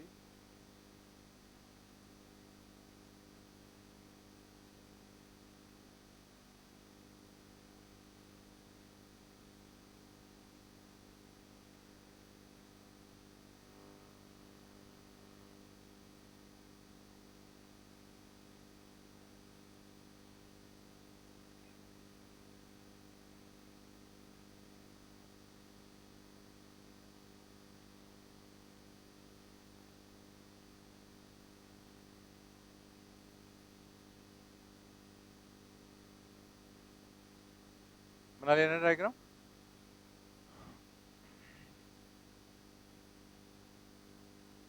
तो हम लोगों ने क्या समझा यहाँ पर कि ये चूंकि रॉड जो है वो रिजिड है, इसलिए रॉड की लेंथ के अलोंग जो ये कंपोनेंट्स हैं वेलोसिटीज के, उनकी वैल्यू सेम रहेगी। क्योंकि अगर कोई भी कंपोनेंट कम ज्यादा हुआ तो वो ये रिप्रेजेंट करने लगेगा कि ये वैल्यू या तो कम हो रही या ज्यादा, जबकि वो एक रॉड है और उसकी वैल्यू ना कम होगी ना ज्यादा होगी। ठीक है, तो हम लोग यहाँ पर लिखेंगे as rod is rigid so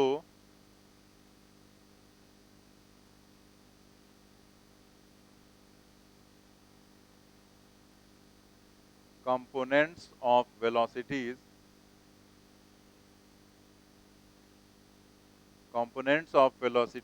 along rod will be same. As rod is rigid, so components of velocities along rod will be same. तो components को आप same कर दो, तो same component करने का मतलब VB sin alpha is equal to VA cos alpha. तो यहां से हमें मिल जाएगा वही रिजल्ट कि VB is equal to VA cos alpha divided by sin alpha, और ये हो जाएगा cot alpha.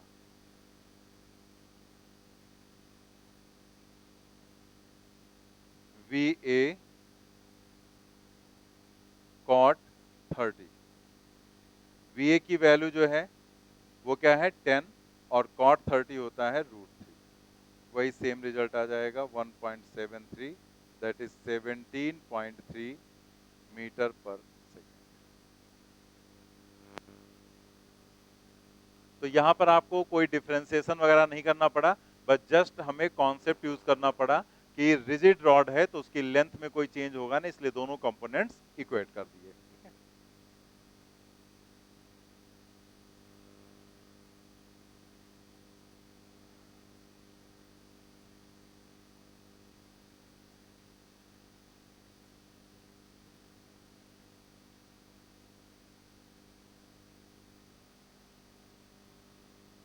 नोट कर लिया आपने.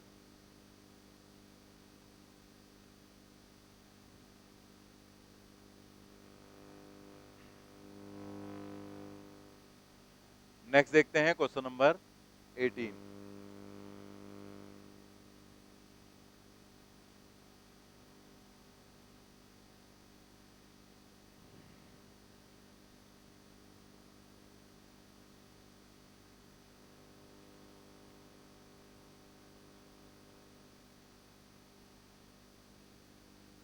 A point moves in a straight line so that its displacement x at t is given by x square is equal to t square plus 1.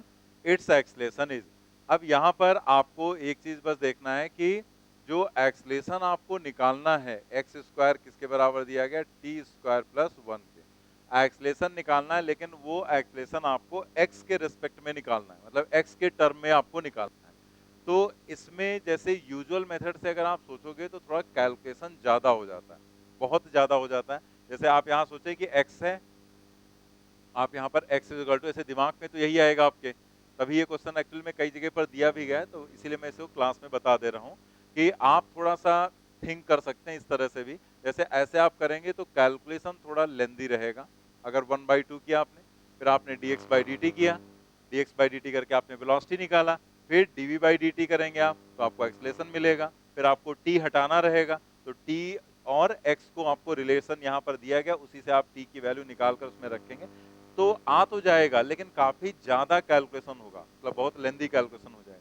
तो हम लोग यहाँ पर थोड़ा सा चेंज करते हुए इसे करते हैं. कैसे कर सकते हैं देखो, हम यहाँ सबसे पहले तो इसको डिफ्रेंशिएट कर लें टाइम के रेस्पेक्ट में.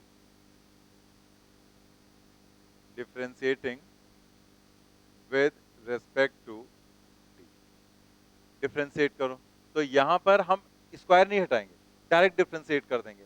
तो जैसे यहां पर एक्स स्क्वायर है, तो इसको डिफ्रेंशिएट करना है तो हम लिखेंगे यहां पर 2x जैसे अभी बताया गया था, और dx डिवाइडेड बाई dt जैसे y का होता है. तो y होता है, जैसे आप ऐसे सोचो, कुछ लोग को यहाँ नहीं समझ में आता है, जैसे आप अगर यहाँ लिखते y इज इक्वल टू मान लिया एक्स स्क्वायर, तो आप यही तो करते हैं, dy by dx is equal to 2x, ये करते हैं। तो कुछ लोगों को समझ में ये नहीं आता कि ये 2x क्यों लिख दिया गया, तो y को हम dy बाई dx लिखते हैं ना, अगर यहाँ y स्क्वायर होगा क्या तब भी dy बाई dx लिख दोगे? तब dy बाई dx नहीं लिखेंगे, तब पहले y स्क्वायर का जैसा डिफरेंशिएशन होता है वैसे करते हैं, जैसे x स्क्वायर का 2x तो y स्क्वायर का 2y, तो यहाँ पर लिखेंगे 2y देन लिखेंगे dy बाई dx, ठीक है? क्योंकि अगर आपने यहाँ पर सिर्फ dy बाई dx लिख दिया तो गलत नहीं हो जाएगा कि y है तब भी तुम dy बाई dx लिख रहे हो, और जब y स्क्वायर दिया गया तब भी dy बाई dx लिख रहे हो, तो वो चीज गलत हो जाएगी। जैसे मान लिया आपको दिया होता है यहाँ पर log y base c is equal to x square, अब आपसे कहा जाता है इसमें dy बाई dx निकालो, तो क्या हम यहाँ डायरेक्ट ऐसे लिख देते dy by dx is equal to 2x? गलत हो जाएगा ना, क्योंकि dy बाई dx तब लिखते जब y होता है, तो आप ऐसे लिखते तो गलत हो जाता। तो आपको इसे कैसे लिखना है, पहले log y को डिफरेंशिएट करेंगे, log y का क्या होगा and then dy by dx, ठीक है, बाद में dy बाई dx लिख देंगे और देन इधर क्या हो जाएगा, क्लियर हो गई ना बात? तो आप अगर इस साइड में y होता है तो dy बाई dx लिखते हैं, लेकिन y के अलावा कुछ भी तो उसको डिफरेंशिएट करके तब dy बाई dx लिखेंगे आप।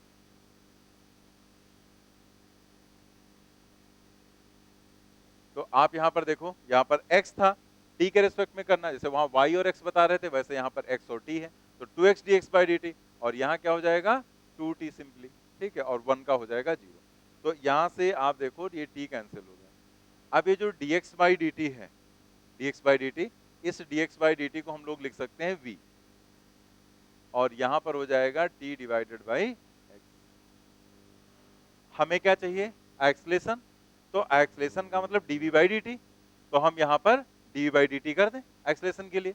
तो एक्सलेशन के लिए अगर आप यहाँ पर करेंगे dv divided by dt time के रेस्पेक्ट में, तो सोचो यहाँ खाली 1 अपान एक्स थोड़े लिख देंगे, x कांस्टेंट तो है नहीं, x अगर कांस्टेंट होता तो 1 अपान एक्स 1 मतलब t कर देते, x को ऐसे ही छोड़ देते, लेकिन ये दोनों वेरिएबल हैं x भी और t भी, तो अगर दो फंक्शन मिल जाते हैं तो आप क्या करते हो, फिर डिवीजन रूल लगाओगे ना, तो आपको डिवीजन रूल अप्लाई करना पड़ेगा। अब डिवीजन रूल हम स्टार्ट करते हैं कहां से, v नीचे वाले से, ठीक है, तो हम इसे पहले यहां पर छोड़ देंगे ऐसे ही x, और t को डिफरेंशिएट करेंगे, तो t का डिफरेंशिएशन 1 हो जाएगा, एंड फिर माइनस साइन लगाते हैं, फिर t को ऐसे ही छोड़ देते हैं और x को, तो x का dx डिवाइडेड बाई dt लिखेंगे आप,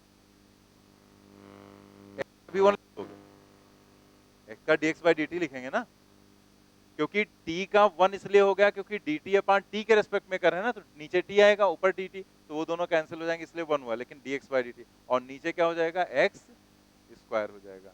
तो ये तो बन गया यहाँ पर एक्सेलरेशन, लेकिन इधर क्या आएगा, x minus T, dx by dt की वैल्यू हमें यहाँ से पता है, ये dx बाई dt यहाँ से अगर आप देखो तो dx डिवाइडेड बाई dt की वैल्यू है t डिवाइडेड बाई x, उसी को तो लिखा गया अभी, तो dx बाई dt की जगह पर हम रख देंगे t डिवाइडेड बाई x, और डिवाइडेड बाई हो जाएगा x स्क्वायर, फिर इसे हम सॉल्व करेंगे तो ये हो जाएगा एक्स स्क्वायर माइनस, एलसीएम लेना है बस, और नीचे हो जाएगा एक्स क्यूब,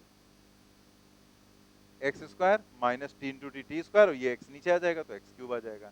अब x square minus t square क्या रखें इसकी जगह पर,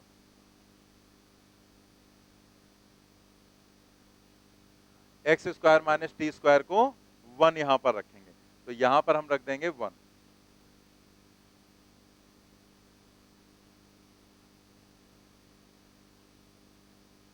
ये हो जाएगा यहाँ पर 1, और divided by x cube, from equation 1 इसको अगर हम मान लें तो यहाँ से x square minus t square is equal to क्या जाएगा 1, ठीक है। तो यहाँ पर 1 upon x cube, 1 upon x cube किसमें दिया गया है, सेकेंड ऑप्शन में, तो सेकेंड ऑप्शन यहाँ पर करेक्ट हो जाएगा।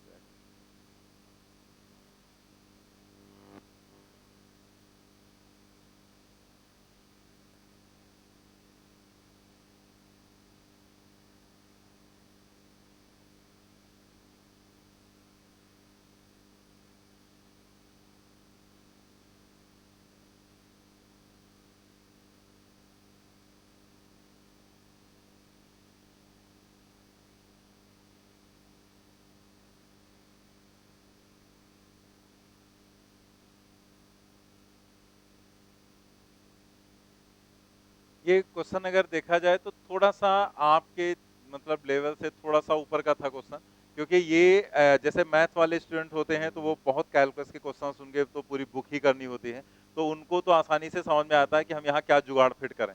लेकिन आपको वो समझने में थोड़ा-सा प्रॉब्लम हो सकती है। लेकिन ये क्वेश्चन हमने इसीलिए करा दिया क्योंकि कई जगह पर आपको क्वेश्चन मिलेगा, तो आपको हमने एक बार समझा दिया। मतलब ये क्वेश्चन हमने सीख लिया है पहले से। अगर नहीं सीखे होते तो शायद ये एट द टाइम हम इस तरह से थिंक नहीं कर पाते। तो ये आपको अपने दिमाग में रखना है कि ऐसे भी हम थिंक कर सकते हैं कभी अगर हमें रिलेट करना हो इस तरीके से चीजें। लेकिन अगर आप वैसे करना चाहेंगे तो कर लेंगे, लेकिन कैलकुलेशन काफी हो जाएगा। चाहे तो आप एक बार ट्राई करके देखना कि यहाँ से स्क्वायर हटाया, यहाँ पर रूट लगाया और देन आप उसको डिफ्रेंशिएट करेंगे। थोड़ा सा कैलकुलेशन उसमें होगा बट कॉम्प्लिकेटेड रहेगा थोड़ा सा, ठीक है। क्योंकि उसमें पहले तो u to the power n apply करेंगे, देन उसमें फिर से ये डिफरेंस डिवीजन वाला रूल अप्लाई करना पड़ेगा, तो कैलकुलेशन ज्यादा हो जाता है। क्योंकि बहुत जगह पर है, कहीं आपके सामने आ गया तो आप समझ नहीं पाएंगे इसमें हमें करना क्या है, वैसे करोगे बहुत बड़ा हो जाएगा। तो इसीलिए हमने ऐसे समझा दिया कि जस्ट यहीं पर डिफ्रेंशिएट कर दें। भाई आप ये सोचो कि आपको बस dy बाई dx करना था, dx बाई dt, और आपको d2x बाई dt यानी कि आपको एक्सलेशन निकालना है। तो एक्सलेशन के लिए हमें dv बाई dt चाहिए, तो जरूरी थोड़े कि हम स्क्वायर इधर ले जाएं तभी हम उसको डिफरेंशिएट कर पाएंगे। हम डायरेक्ट डिफरेंशिएशन भी तो कर सकते हैं ना, 2x dx बाई dt। तो वही बस यहाँ किया गया, v is equal to t by x then dv by dt, u upon v वाला कॉन्सेप्ट अप्लाई कर दिया यहाँ पर, और u अपान v वाला कॉन्सेप्ट यहाँ ध्यान रखना कि यहाँ पर हमने क्या अप्लाई किया, डिवीजन रूल। जिसको भूलने का ज्यादा बीमारी हो वो यहाँ पर लिख ले कि इसके बाद डिवीजन रूल अप्लाई किया गया, ठीक है। तो डिवीजन रूल आपको जो बताया गया था उसके हिसाब से x रखा t का 1, फिर माइनस t रखा x को dx by dt upon x square, dx by dt की वैल्यू रख दी हमने t बाई एक्स, सॉल्व किया, ये आ गया x square minus t square, equation 1 से 1 है, आंसर आ जाएगा 1 अपान एक्स क्यूब। चलिए, तो ये आपके हो गए डिफरेंशिएशन के क्वेश्चंस, अलग अलग टाइप के क्वेश्चंस हैं। तो आप उन सभी क्वेश्चंस की अच्छे से प्रैक्टिस कर लेना, और हम लोग वापस चलते हैं थ्योरी वाले पार्ट पर, पढ़ेंगे इंटीग्रेशन।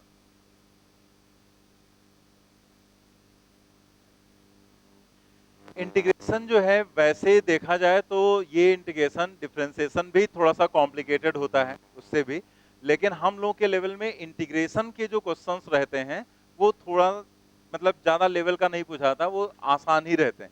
सिंपल वाले ही क्वेश्चंस आप देखेंगे प्रीवियस ईयर वगैरह में पूछे गए। तो हम लोग यहाँ पर देखने जा रहे हैं इंटीग्रेशन। तो हमें थोड़ा सा यहाँ पर एक पॉइंट समझना है कि इंटीग्रेशन एक्चुअल में रिप्रेजेंट क्या करता है, देता क्या है हमें, और उसका क्या मतलब होता है, ये जस्ट हमें समझना है। देन हमें फॉर्मूले देखने हैं, कुछ एग्जांपल्स इसके करेंगे, ज्यादा नहीं इसमें हमें करना है, और देन हम लोग यहाँ पर क्वेश्चंस पर वापस आ जाएंगे, ठीक है।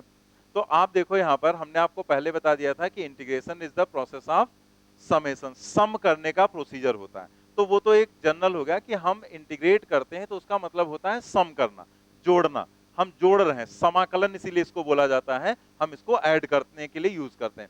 लेकिन एक्चुअल में जब हम फिजिक्स की लैंग्वेज में आएंगे कि हम अब इंटीग्रेट करके करेंगे क्या, तो इंटीग्रेशन एक्चुअल में प्रोसेस है to find the function whose differential coefficient is given. मतलब क्या हुआ कि अगर आपको ये पता है कि dv बाई dt, इसी को जो डिफरेंशियल कोएफिशिएंट बोलते हैं ना, तो अगर आपको ये पता है कि dv बाई dt की वैल्यू मान लिया 3t स्क्वायर प्लस 6 है, तो आपको यहां पर अगर किसी भी फंक्शन का डिफरेंशियल कोएफिशिएंट पता है, तो डिफरेंशियल कोएफिशिएंट एक किसका है, v का। हमने ये चीज उसमें लिखवा रखी है आपको इंटीग्रेशन में कि dy बाई dx को हम क्या बोलते हैं, differential coefficient of y with respect to x, या उसको हम डेरिवेटिव बोलते हैं। तो dv बाई dt लिखा है तो इसका मतलब ये है differential coefficient of v with respect to time. तो अगर आपको किसी फंक्शन का डिफरेंशियल कोएफिशिएंट पता है तो आप इस फंक्शन को फाइंड कर सकते हैं। मतलब आप यहां से क्या निकाल सकते हैं, आप यहां से v की वैल्यू को फाइंड कर सकते हैं। जैसे अगर आपको ds बाई dt पता है, ds बाई dt की वैल्यू पता है, ठीक है, तो आप यहां से क्या निकाल सकते हैं, s आप कैलकुलेट कर सकते हैं, ठीक है। तो यही बस डिफरेंशियल कोएफिशिएंट मतलब इंटीग्रेशन का मतलब होता है, इंटीग्रेट करके हम क्या निकालते हैं। तो वही लिखा गया, integration is the process of finding the function whose differential coefficient is given. अब हम लोग आगे देखते हैं कि यहाँ पर डिफरेंशिएशन का जो मतलब है सम करने वाला, वो कैसे हम समझते हैं। तो देखते हैं जरा यहाँ पर आपको ये एक डायग्राम यहाँ पर दिखाया गया है, जिसमें आपको एक ग्राफ दिखाया गया है यहाँ पर इस तरीके से। तो ग्राफ यहाँ पर यहाँ से है, ए पॉइंट से लेकर बी पॉइंट तक, ठीक है, ये आपके सामने ग्राफ है, ए टू बी। अब अगर हमें यहाँ पर ए को हमने इस नीचे ऐसे मिला दिया यहाँ पर, ठीक है, इस लोकेशन से, और ऐसे हमने बी को यहाँ पर मिला दिया इस लोकेशन से, यहाँ पर सी पॉइंट से, ठीक है। तो ये जो बीच का पार्ट आपको दिख रहा है, मतलब ये वाला जितना ये पार्ट है, ये जो यहाँ पर जैसे ऐसे हमने सेट कर दिया, ठीक है, तो ये जो इतना ये पार्ट है, जितना ये रेड से हमने सेट किया, तो इस पार्ट का आपको एरिया निकालना है। तो इस एरिया को फाइंड आउट करने का तरीका क्या है, मतलब यहाँ पर ए बी सी डी ए इतने पार्ट का हमें एरिया निकालना है, तो इस एरिया को फाइंड आउट करने का मेथड क्या है, तो उस मेथड को हम समझते हैं जरा। यहाँ पर उसे फाइंड आउट करने के लिए हम क्या करेंगे कि एबीसीडी का एरिया निकालना है, तो इसे फाइंड आउट करने के लिए हमें क्या करना है, हम इसको छोटे छोटे पार्ट्स में डिवाइड करेंगे। तो जैसे हमने एक पार्ट में डिवाइड किया ये वाला पार्ट, तो ये जो पार्ट है यहाँ पर, ये हमने यहाँ पर डिवाइड किया, ठीक है, इतना पार्ट हमने एक स्ट्रिप बना ली। ऐसे इसके बाद फिर हमने एक दूसरी स्ट्रिप यहाँ पर तैयार कर ली उतने ही, ठीक है, ये भी सबकी लेंथ जो विड्थ है वो बराबर, ये भी dx है और ये भी dx है, और ये वाला जो पॉइंट है ये x1 है, और कहां तक हमें जाना है, यहां तक। इस पॉइंट को हम लोग लिख लेते हैं x2, वहां देखो शायद उसमें भी छूट गया है, इसे हम लोग लिख लेंगे x2। मतलब हमें x पर जाना है x1 से लेकर x2 तक, ठीक है, ऐसे हमें जाना है। तो हमने यहाँ पर दो एरिया ये ऐसे बना लिए। ऐसे इसमें और भी पार्ट हम बना सकते हैं, लेकिन सबकी विड्थ हम dx dx रखते चले जाएंगे। तो ऐसे एक जनरल यहाँ पर बीच में बना दिया गया है, यहाँ पर भी ये जैसे ऐसे डॉट डॉट करके दिखा दिया गया, आगे भी ऐसे हम करते चले जाएंगे। तो इसकी भी थिकनेस क्या है, dx, तो ये वाला पार्ट भी उसी थिकनेस dx थिकनेस का ही है। यानी कि जितनी स्ट्रिप्स हम बना रहे हैं वो सारी स्ट्रिप्स की थिकनेस क्या है, dx के बराबर। लेकिन अगर हम ऊंचाई देखें तो यहां पर इसकी ऊंचाई जो है उसको दिखाया गया है y1, ये इससे रिलेटेड है। ये जो दूसरा वाला है इसकी ऊंचाई को दिखाया गया है y2, ये जो तीसरा आगे बढ़कर बनाया गया है इसकी ऊंचाई को दिखाया गया है y, ठीक है। यहां पर अब आप देखो कि हम यहां देख रहे हैं कि ये है तो ऐसे ना, लेकिन इसकी हाइट हम अलग अलग नहीं दिखा रहे हैं।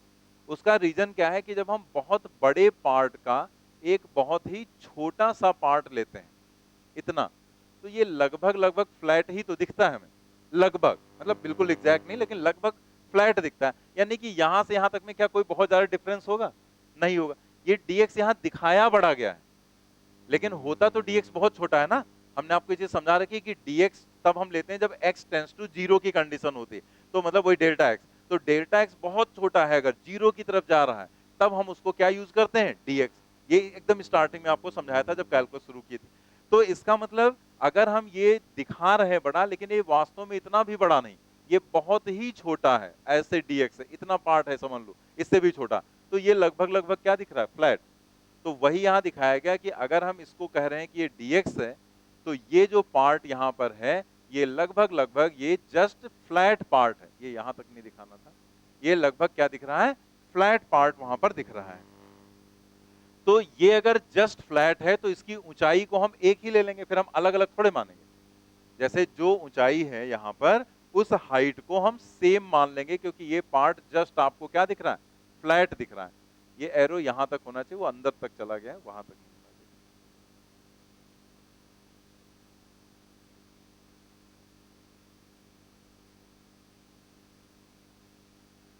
ठीक है, तो ये पार्ट जो है ये जस्ट क्या है, फ्लैट पार्ट है। तो आप देखो ये अगर फ्लैट लगभग मान ले तो ये एक रेक्टेंगल बन गया ना, आयत। और आयत का जो एरिया होता है वो होता है लंबाई गुणे चौड़ाई। तो जो एरिया इस आयत का होगा वो क्या होगा, y इंटू dx। समझ गए ना। तो अगर हम बात करें तो रेक्टेंगल का जो एरिया है वो होता है लंबाई गुणे चौड़ाई, तो length into width that is equal to y into dx। मतलब हम एक कह सकते हैं कि ये जो स्ट्रिप्स बनाई गई हैं, इन स्ट्रिप्स का एरिया अगर हम इसका एरिया निकालें तो वो हो जाएगा, इसकी ऊंचाई कितनी है y1, तो इसका एरिया हो जाएगा y1 इंटू डी, इसका हो जाएगा y2 इंटू डी, आगे होती y3 into D and so on, ऐसे होगा। तो अगर हमें जोड़ना है इसे, मतलब पूरे का एरिया निकालना है, तो पूरे का एरिया निकालना है तो यही जो y इंटू डी एक्स आ रहे हैं इन सबको हम क्या करेंगे, ऐड कर देंगे। अगर हमें अलग अलग स्ट्रिप का एरिया पता है, इसका y1 इंटू डी है, इसका y2 इंटू डी है, y3 into D and so on, तो हम सारे एरिया को जोड़ते हुए चले जाएंगे और हमें क्या मिल जाएगा, टोटल एरिया। तो ये जो टोटल एरिया है वो लिखा कैसे जाएगा उसको आप देखो यहां पर अगर हम इस पूरे का टोटल एरिया कैलकुलेट करना चाहते हैं, मतलब हम लिखना चाहते हैं area of A B C D A से चले बी सी डी ए वापस, तो ये area of A B C D A is equal to, तो हम लिखेंगे यहां पर y1 into d x plus y2 into d x plus y3 into d x, ऐसे हम लिखते चले जाएंगे, तो हम ऐसे लिख देते हैं एंड सो ऑन, ठीक है, ऐसे ही चलता जाएगा। तो इसे हम नॉर्मल लैंग्वेज में लिखते हैं sigma into y into d x. अभी सिग्मा लिखेंगे नहीं हम, ऐसे अभी आपको सिर्फ समझा रहे हैं वाई इंटू डी एक्स। जैसे आपको पता है ना, सिग्मा टर्म जो हम यूज करते हैं वो ऐड करने के लिए यूज करते हैं ना, लेकिन जो सिग्मा यूज किया था वो डिस्क्रीट सिस्टम के लिए यूज किया जाता है। जैसे हमने एक दिन समझाया भी था कि 1 2 3 4 ऐसे ऐड करना है, तो हम उसमें सिग्मा यूज कर लेते हैं कि सिग्मा नेचुरल नंबर्स का। लेकिन 1 और 2 के बीच में भी तो बहुत सारे नंबर्स हैं, 1.1 1.2 तमाम सारे नंबर्स हो सकते हैं, इनफाइनाइट नंबर्स हो सकते हैं। तो आप वहां पर अगर कंटिन्यूअस सारी चीजों को ऐड कर रहे हैं तो हम सिंबल सिग्मा यूज नहीं करते हैं, बल्कि इसकी जगह पर हम एक दूसरा सिंबल यूज करते हैं। नीचे थोड़ा बढ़ा के लिख देते हैं, a इज इक्वल टू ऐसे, इस सिंबल का यूज करते हैं और यहां लिख देते हैं y इंटू डी एक्स। और ये जो साइन होता है ये भी सम का ही साइन होता है, लेकिन ये इंटीग्रेशन का साइन कहलाता है, ठीक है। मतलब हम ऐसे बनाते हैं तो इसका मतलब होता है हम इंटीग्रेट कर रहे हैं, लेकिन एक्चुअल में हम क्या कर रहे हैं, सम। तो ये कंटिन्यूअस समेशन का साइन लिया गया है इंटीग्रेशन में। और हम इसमें लिमिट लगाते हैं। लिमिट कहां से हमने स्टार्ट किया, x1 से, और कहां तक गए, x2 तक। तो जहां से स्टार्ट करते हैं उसको हम नीचे लिखते हैं, और जहां तक हम जाते हैं उसको हम ऊपर लिखते हैं, ठीक है, x1 एंड x2। और देन हम यहां पर इस चीज को सॉल्व कर लेते हैं। तो इसको सॉल्व कैसे करेंगे उसके लिए फार्मूले बनाए गए। तो ये जो यहां पर लिखा गया है ये एक्चुअल में आप देखो तो ये क्या है, this is area between x y curve. ये जो एक्स और वाई का ये ग्राफ बनाया गया है इसका area between x y curve and कौन सी एक्सिस ली है, एक्स। ये एक्स वाई ग्राफ हो गया, और इस एक्स वाई ग्राफ और एक्स एक्सिस के बीच का एरिया ही तो ले रहे हैं। तो हम इसे क्या लिखेंगे, this is area between x y curve and x axis, ठीक है। अब आप इसको समझो जरा कि ये जो हमने निकाला है, ये जो क्वांटिटी है इसको लिखा कैसे जा रहा है, y dx x1 x2। तो ये लिमिट्स होती हैं, जहां पर हम x1 को बोलते हैं लोअर लिमिट, और जो x2 है उसको हम बोलते हैं अपर लिमिट, ठीक है। और जो ये y dx है इसको हम पढ़ेंगे कैसे, इसको हम पढ़ेंगे दिस इज एरिया बिटवीन, ये टर्म y है ये x है, जो यहां टर्म होगा जो यहां वही ग्राफ बनेगा उसी के बीच का, तो इसको हम पढ़ेंगे area between x y curve and जो d के साथ लिखा होगा उस एक्सिस को यहां पर लिखा जाता है एंड एक्स एक्सिस। जैसे अगर हम यहां पर ऐसे लिखते, कहीं पर मान लिया ऐसे लिख देते a इज इक्वल टू, और यहां पर हम लिख देते y और यहां लिख देते dz, तो आप इसको क्या पढ़ते, area between y z curve and z axis. अगर हम यहीं पर ऐसे लिख देते कोई quantity f into d t, तो आप इसको क्या पढ़ते, area between f t curve, जो यहां टर्म है जो यहां वही सिंबल में यूज किया जाएगा, area between f t curve and time axis, ठीक है। जो d के साथ है वो एक्सिस लेंगे हम, तो इसको पढ़ते area between f t curve. अगर हम यहां पर लें p और यहां पर हम ले लें dv, इसको क्या पढ़ेंगे, area between PV curve and volume axis. अब आप सोचो ये टर्म्स यूज होते हैं ना फिजिक्स में, तो अगर फिजिक्स में ये टर्म्स यूज होते हैं तो वहां पर यही चीज लिखवाई जाती है, और हम ये चीज याद कर लेते हैं, लेकिन शायद समझते नहीं कि ऐसा क्यों कहा जा रहा है। जैसे ये जो लिखा जाता है इसको हम बोलते हैं चेंज इन मोमेंटम, और ये जो लिखा जाता है इसको हम बोलते हैं वर्क। तो हम याद तो कर लेते हैं कि area between PV curve and volume axis is called work.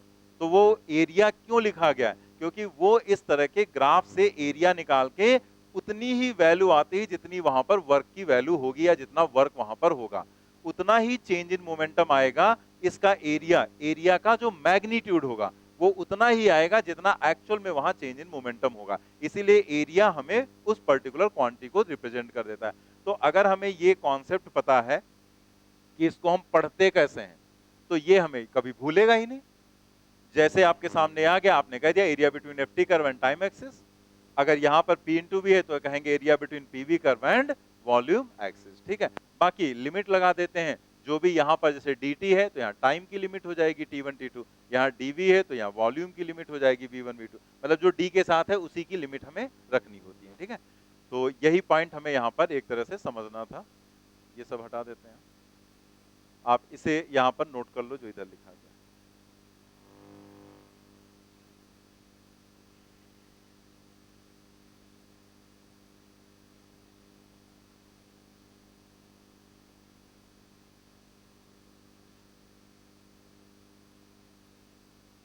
हम लोगों ने अभी तक, तो ये जस्ट हमने समझा कि इंटीग्रेशन का मतलब क्या है। ठीक है, अब जैसे ये चीज निकल कर आ गई और इसका क्या मतलब है वो हमने समझ लिया। अब सवाल ये उठता है कि जब इस तरह का कोई फंक्शन आपके सामने होगा तो उसका मतलब तो समझ में आ गया, लेकिन हम उसे सॉल्व कैसे करेंगे? तो उसके लिए फिर कुछ फार्मूले बनाए गए। तो वो फार्मूले कैसे बनाए गए उससे हमें कोई मतलब नहीं, लेकिन वो फार्मूले क्या हैं वो हमें समझना है और उन फार्मूलों को हमें यूज करना है यहाँ पर। ठीक है, तो वो फार्मूले हम लोग लिख लेते हैं यहाँ पर। सबसे पहले नंबर पर कि अगर कहीं पर dx लिखा हुआ है, सिंबल कुछ भी हो सकता है, जैसे डिफरेंशिएशन में था वैसे इंटीग्रेशन में होगा, सिंबल कुछ भी हो सकता है। तो अगर dx लिखा हुआ है तो इसको हम क्या लिखेंगे? x। ऐसे ही दूसरे नंबर पर अगर यहीं पर c dx लिखा हुआ है, मतलब dx के साथ में एक कांस्टेंट लिख दिया गया, तो इसको हम c इंटू एक्स लिखेंगे और यहां लिख देंगे where c is equal to constant.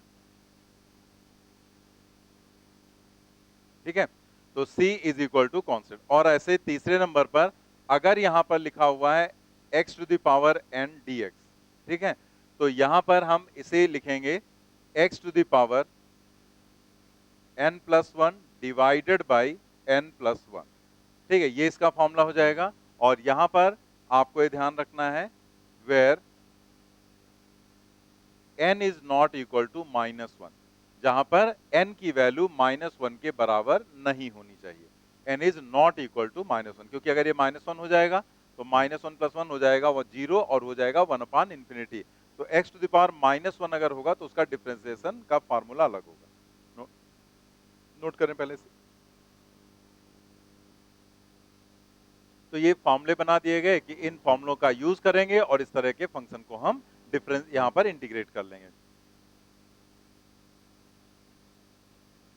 तीसरे नंबर पर यहाँ सॉरी चौथे नंबर पर कि अभी आपको जैसे यहाँ कहा गया कि अगर माइनस वन होगा तब क्या करेंगे, तो माइनस वन होने का मतलब वो वन अपान एक्स होगा। भाई वन अपान एक्स ऊपर ले जाएंगे, x to the power minus one हो जाएगा, तो वन अपान एक्स। आप याद करो डिफरेंशिएशन में वन अपान एक्स किसका डिफरेंशिएशन था?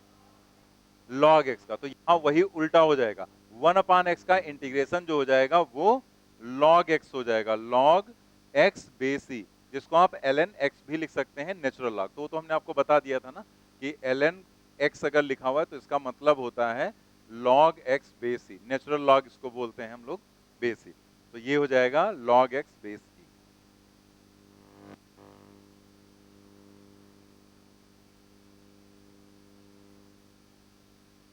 ठीक है, पांचवें नंबर पर यहां पर आ जाएगा, जैसे वहां पर था e to the power x, तो वैसे यहां पर भी रहेगा e to the power x।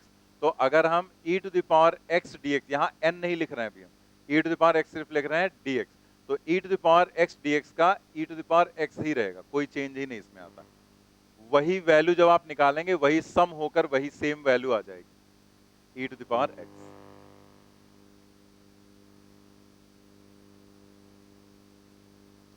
Exponential function के लिए। फिर इसके बाद वहां पर जैसे हमने ट्रिग्नोमेट्रिक फंक्शंस देखे थे, तो साइन कॉस टैन कॉट ऐसे हम लोगों ने देखे थे, तो वैसे यहाँ पर 6 नंबर पे अगर हम साइन एक्स का डिफरेंस इंटीग्रेशन करेंगे तो साइन एक्स का डिफरेंशिएशन क्या होता है? कॉस एक्स होता है। तो यहां पर साइन एक्स का इंटीग्रेशन रहेगा तो कॉस, लेकिन माइनस में रहेगा, माइनस कॉस एक्स। ऐसे ही 7 नंबर पर कॉस एक्स, कॉस एक्स का जो डिफरेंशिएशन होता है वो होता है साइन एक्स, माइनस में। ठीक है, लेकिन यहां पर साइन एक्स रहेगा लेकिन प्लस में रहेगा, इंटीग्रेशन साइन एक्स रहेगा बट प्लस में रहेगा। ठीक है, cos x dx is equal to sin x। लेकिन यहां पर हम लोगों को और आगे के नहीं पढ़ने, जैसे साइन कॉस, उसमें tan cot sec cos ये सब बताया गया था, लेकिन यहां पर कोई रिक्वायरमेंट नहीं है। हालांकि हम एक और आपको बता दे रहे हैं जो बहुत जनरल है, आराम से आप याद रख सकते हैं। जैसे वहां पर हमने tan x का देखा था, क्या था, sec स्क्वायर x था, तो वैसे ही यहां पर हो जाएगा उल्टा। हालांकि ये कभी यूज नहीं हुआ, लेकिन एक बता देते हैं, sec स्क्वायर x अगर dx है तो tan x का sec स्क्वायर x होता है, तो sec स्क्वायर x dx का हो जाएगा tan x।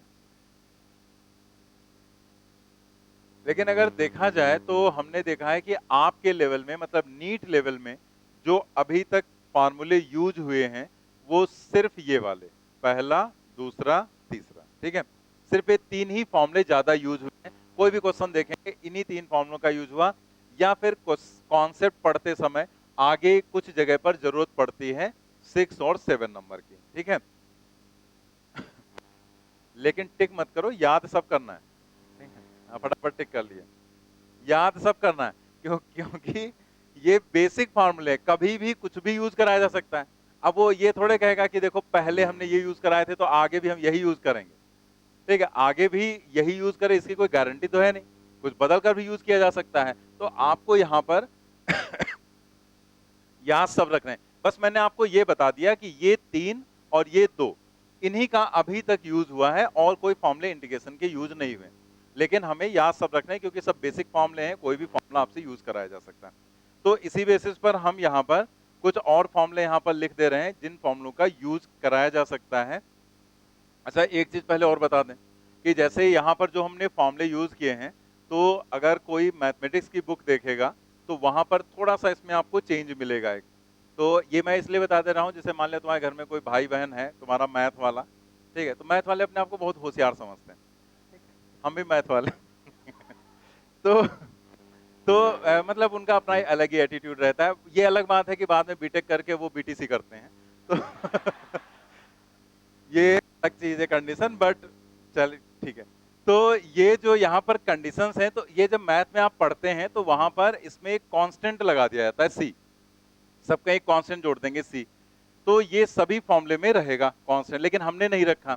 रीजन क्या है कि इंटीग्रेशन दो तरह का होता है, एक डेफिनिट और एक इनडेफिनिट इंटीग्रेशन होता है। तो जो हम लोगों के लेवल में पढ़ना है हमें, वो डेफिनिट इंटीग्रेशन होता है। मतलब हम जब भी कहीं इंटीग्रेशन पढ़ते हैं पूरी फिजिक्स में या कोई क्वेश्चन करते हैं, तो उसमें हम लिमिट लगाते हैं, लिमिट यहां से यहां तक कोई भी लिमिट लगाएंगे, उन्हीं का हमें यूज करना होता है। और जब हम लिमिट लगाते हैं तो वो कांस्टेंट नहीं रखा जाता है फिर, मतलब अगर इनडेफिनिट पढ़ेंगे हम तब उसमें कांस्टेंट रखते हैं, लेकिन डेफिनिट में नहीं रखते हैं। तो हम लोग को डेफिनिट इंटीग्रेशन ही यूज करना होता है पूरी फिजिक्स में। इसलिए अगर हम यहाँ कांस्टेंट लगा देंगे तो बार बार हमें आपको बताना पड़ेगा क्वेश्चन में कि देखो ये कांस्टेंट है बट इसका यूज नहीं करना है। तो चूंकि वो हमारे मतलब का है नहीं, इसलिए हम उसको फार्मूले में ही नहीं रख रहे हैं, ठीक है, क्योंकि उसका कोई मतलब नहीं रखेंगे तो फिर कंफ्यूजन ही होगा। तो हम लोग ऐसे ही फॉर्मूले यूज करेंगे क्योंकि हमें यूज करना है लिमिट्स, लिमिट्स में वो कांस्टेंट यूज नहीं किया जाता है।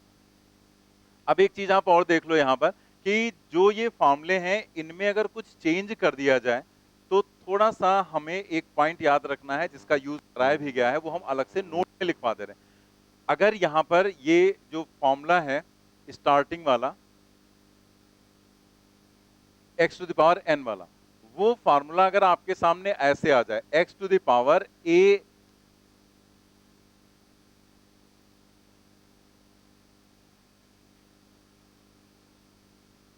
जैसे ये जो हम बताने जा रहे हैं यहाँ पर, तो इसमें आपके सामने अगर कोई भी चीज ऐसी आती, जैसे यहाँ पर हमने जो फॉर्मूला यूज किया है x to the power n, तो इस x to the power n में अगर हम थोड़ा सा कुछ चेंज करें, यहाँ पर क्या होगा, तो जैसे ये x ना होकर अगर इसकी जगह पर मान लिया ax प्लस b आ जाए, ठीक है, इस तरीके से यहां पर आ गया x to the power n का ना करके ax plus b to the power n, इसको हमें इंटीग्रेट करना पड़ जाए, ठीक है, तब हम यहां पर क्या करेंगे। तो आपको कुछ अलग से समझने की जरूरत नहीं है। आप जैसे मैथमेटिक्स में तो इसका एक प्रोसीजर समझाया जाता है, वो प्रोसीजर जो होता है वो हमारे मतलब का है नहीं, क्योंकि वो प्रोसीजर तमाम सारे कॉम्प्लिकेटेड क्वेश्चंस होते हैं उनके लिए भी होता है। हमारे लेवल में बहुत ज्यादा ऐसे डायरेक्टली आपको दिया जा सकता है और एक बार पूछा भी गया है।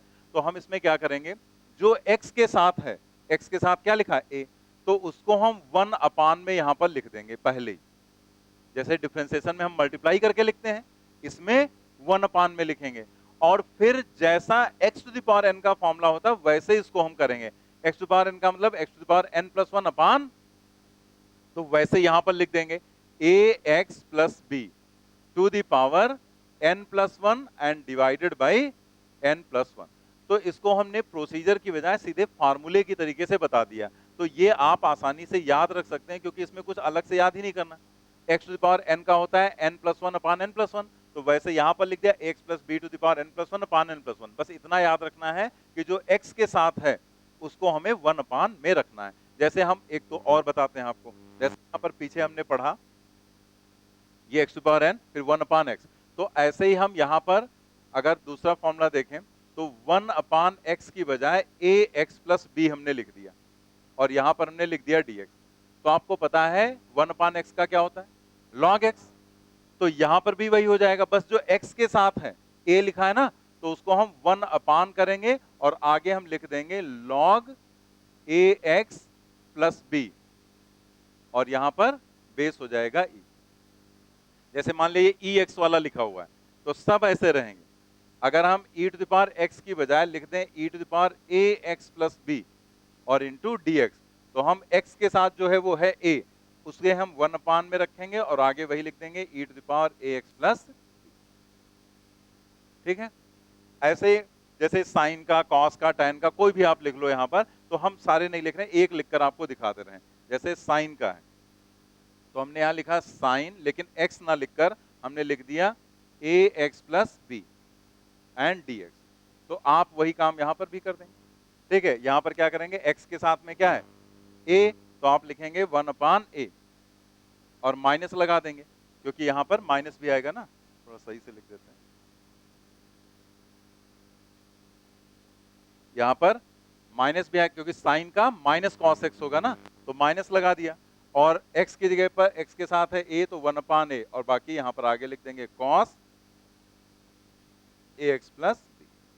जल्दी से नोट कर लो इसको भी।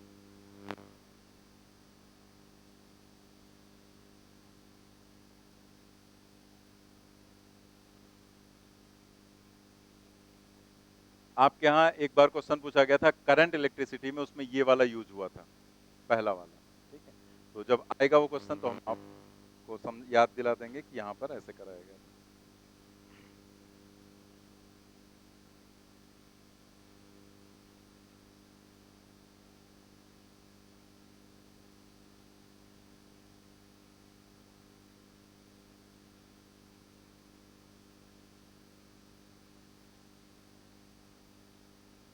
नोट कर लिया।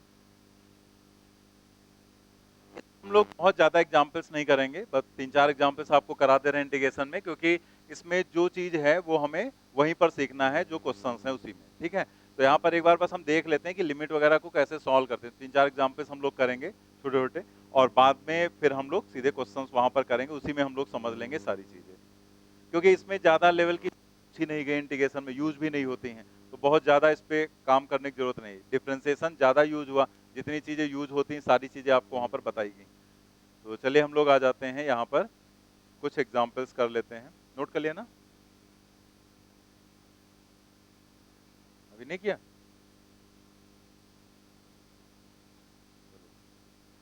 एग्जाम्पल लिखते हैं पहला।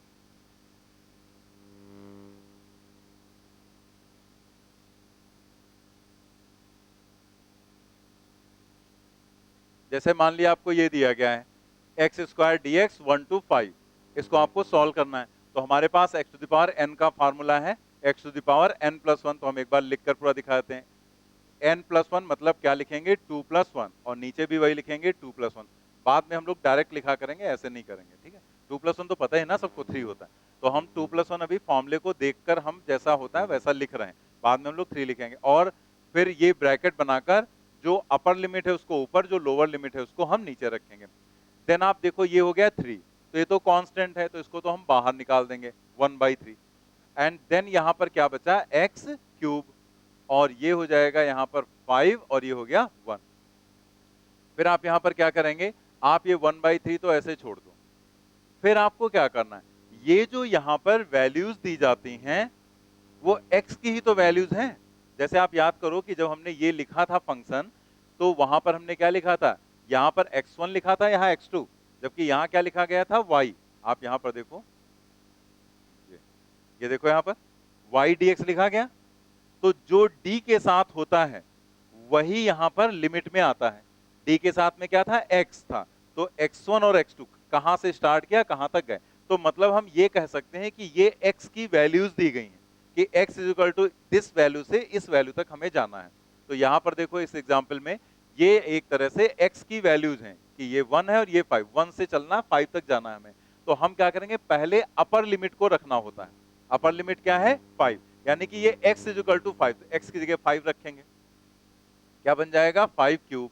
फिर माइनस साइन ही लगाना है, सब्ट्रैक्ट करना है, तो माइनस साइन लगाकर लोअर लिमिट रखेंगे, क्या है 1, तो 1 का क्यूब हो जाएगा। तो आप सोचो ये हो गया 125, 125 माइनस 1 124, यानी कि ये आंसर आ जाएगा 124 डिवाइडेड बाई 3। ठीक है, बस ऐसे ही हमें सॉल्व करना रहता है। नोट कर लेंगे जल्दी।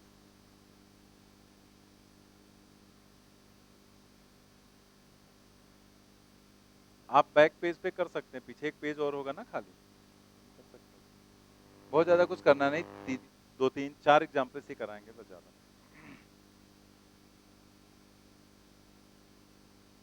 एग्जाम्पल 2,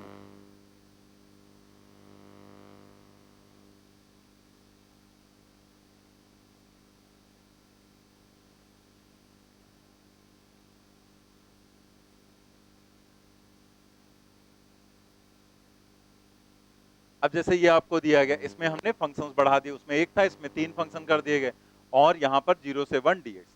तो आप देखो इसे हम एक बार थोड़ा सा डिफरेंट टाइप से आपको बताने जा रहे हैं, लेकिन बाद में वो बीच का एक स्टेप जो रहेगा वो हम गायब कर देंगे।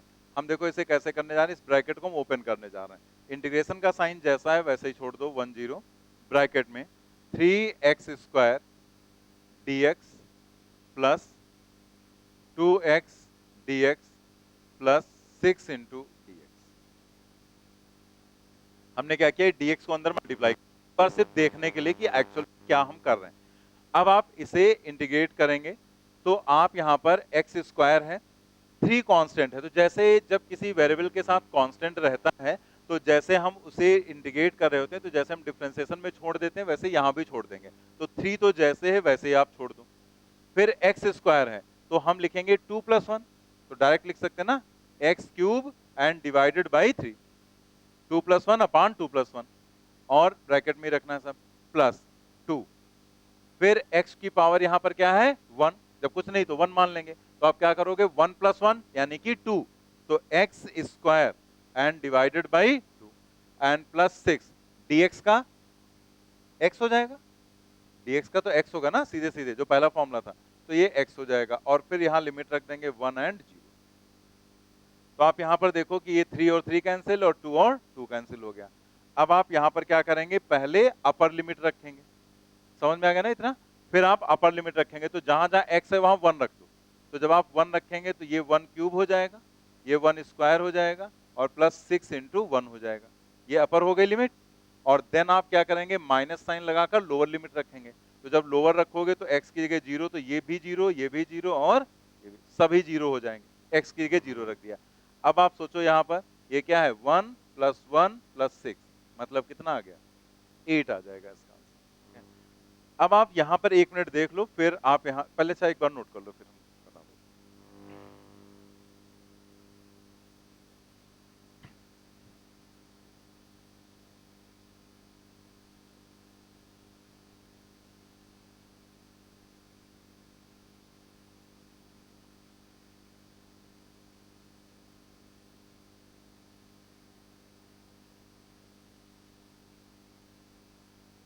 नोट कर लिया आपने। अब यहां पर आप देखो कि हमने ये जो लिखा है, तो ये जो बीच का टर्म था ये अननेसेसरी तो लिख दिया हमने। आप अगर देखें तो डायरेक्ट हम यहां से ऐसे जा सकते थे ना, आप यहां पर क्या करते, 3x² है तो इसको लिखते x³ / 3, x³/3। हमें ये तो पता है कि dx सबके साथ में है, अगर हम यहां लिखते तो 2x dx है, तो dx तो सबके साथ में, तो x का क्या लिखते हैं, x² / 2, वही x⁴ है तो 1 + 1 अपॉन 1 + 1। और यहाँ पर क्या है 6, तो हमें ये पता है ये खाली 6 नहीं 6 dx है, तो अगर 6 है तो इसके साथ dx तो आएगा ही, और dx का क्या होता है x, यानी कि अगर 6 लिखा हुआ है तो हम 6x लिख देंगे, तो वो यहाँ लिख दिया। यानी कि हम ये वाला जो ये काम कर रहे हैं ये अननेसेसरी हमारा खाली ये टाइम खा रहा है, तो हम लोग ये वाला काम नहीं करेंगे। हम लोग डायरेक्टली यहाँ पर अपने दिमाग में रखेंगे कि सबके साथ में ये dx वाला टर्म लिखा हुआ है, तो हम उसे डायरेक्ट इंटीग्रेट करेंगे और फिर वैल्यूज डालकर सॉल्व करेंगे। चलिए एक हम आपको एग्जांपल वो आप करके दिखाएं।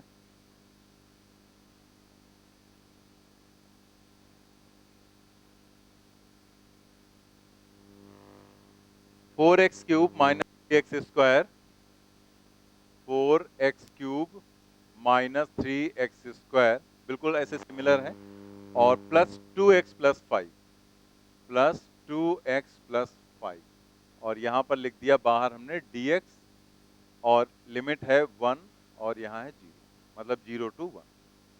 सॉल्व करेंगे।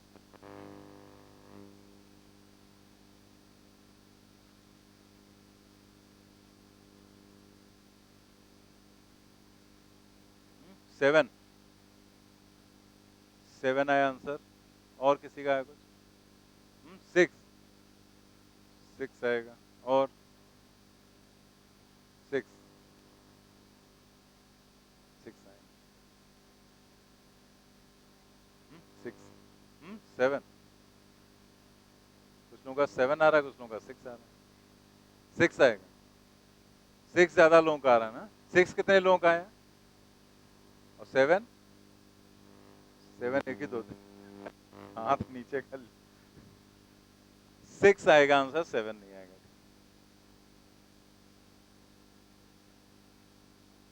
अब देखो इसे हमें ओपन नहीं करना, क्योंकि वो हमने ऐसे समझ लिया कि dx सभी के साथ में, तो आप डायरेक्ट यहां पर इंटीग्रेट करेंगे 4 एक्स क्यूब, तो वही n+1 अपान n+1, यानी कि 3+1 x 4 हो जाएगा और divided by 4, minus 3 x square 2+1 मतलब 3 डिवाइडेड बाई 3, प्लस 2, ये यहाँ पर 1 है तो x 1+1 मतलब square divided by 2।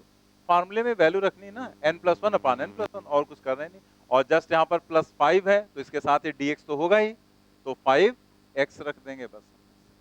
1 and 0 bracket के बाहर लिख दिया। फिर आप देखो जो हटने वाला उसको हटा दो यहाँ से। फिर आप क्या करेंगे, पहले रखेंगे अपर लिमिट, तो जब अपर लिमिट रखेंगे तो 1 के ऊपर पावर चाहे जितनी लगाओ वो 1 ही रहेगा, 1 के ऊपर पावर चाहे जितनी लगाओ 1 ही रहेगा, प्लस यहाँ पर भी 1 रहेगा और यहाँ पर भी 1 रहेगा। ठीक है, तो 5 इंटू 1 क्या हो जाएगा, 5 हो जाएगा। अब यहाँ 5 इंटू 1 6, हाँ तभी तो 7 आया था।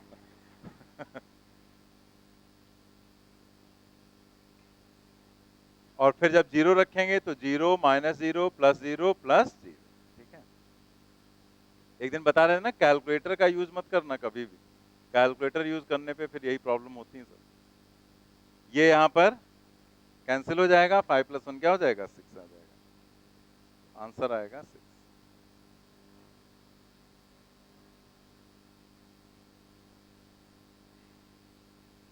तो आपके लेवल में जो इंटीग्रेशन यूज होता है वो इसी टाइप के क्वेश्चंस ही सभी अभी तक यूज करेगा, और कुछ यूज नहीं हुआ है, लेकिन बेसिक फॉर्मूले जितने भी हैं वो याद रखेंगे क्योंकि जगह पर यूज होगा कॉन्सेप्ट में। जल्दी से नोट करेंगे, नोट कर लिया। एक एग्जांपल और कर लेते हैं, एग्जांपल नंबर 4।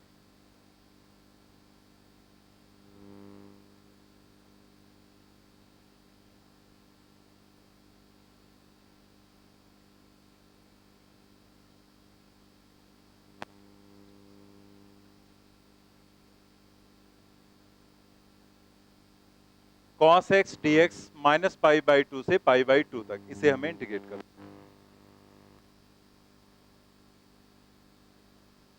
जल्दी से ट्राई करें।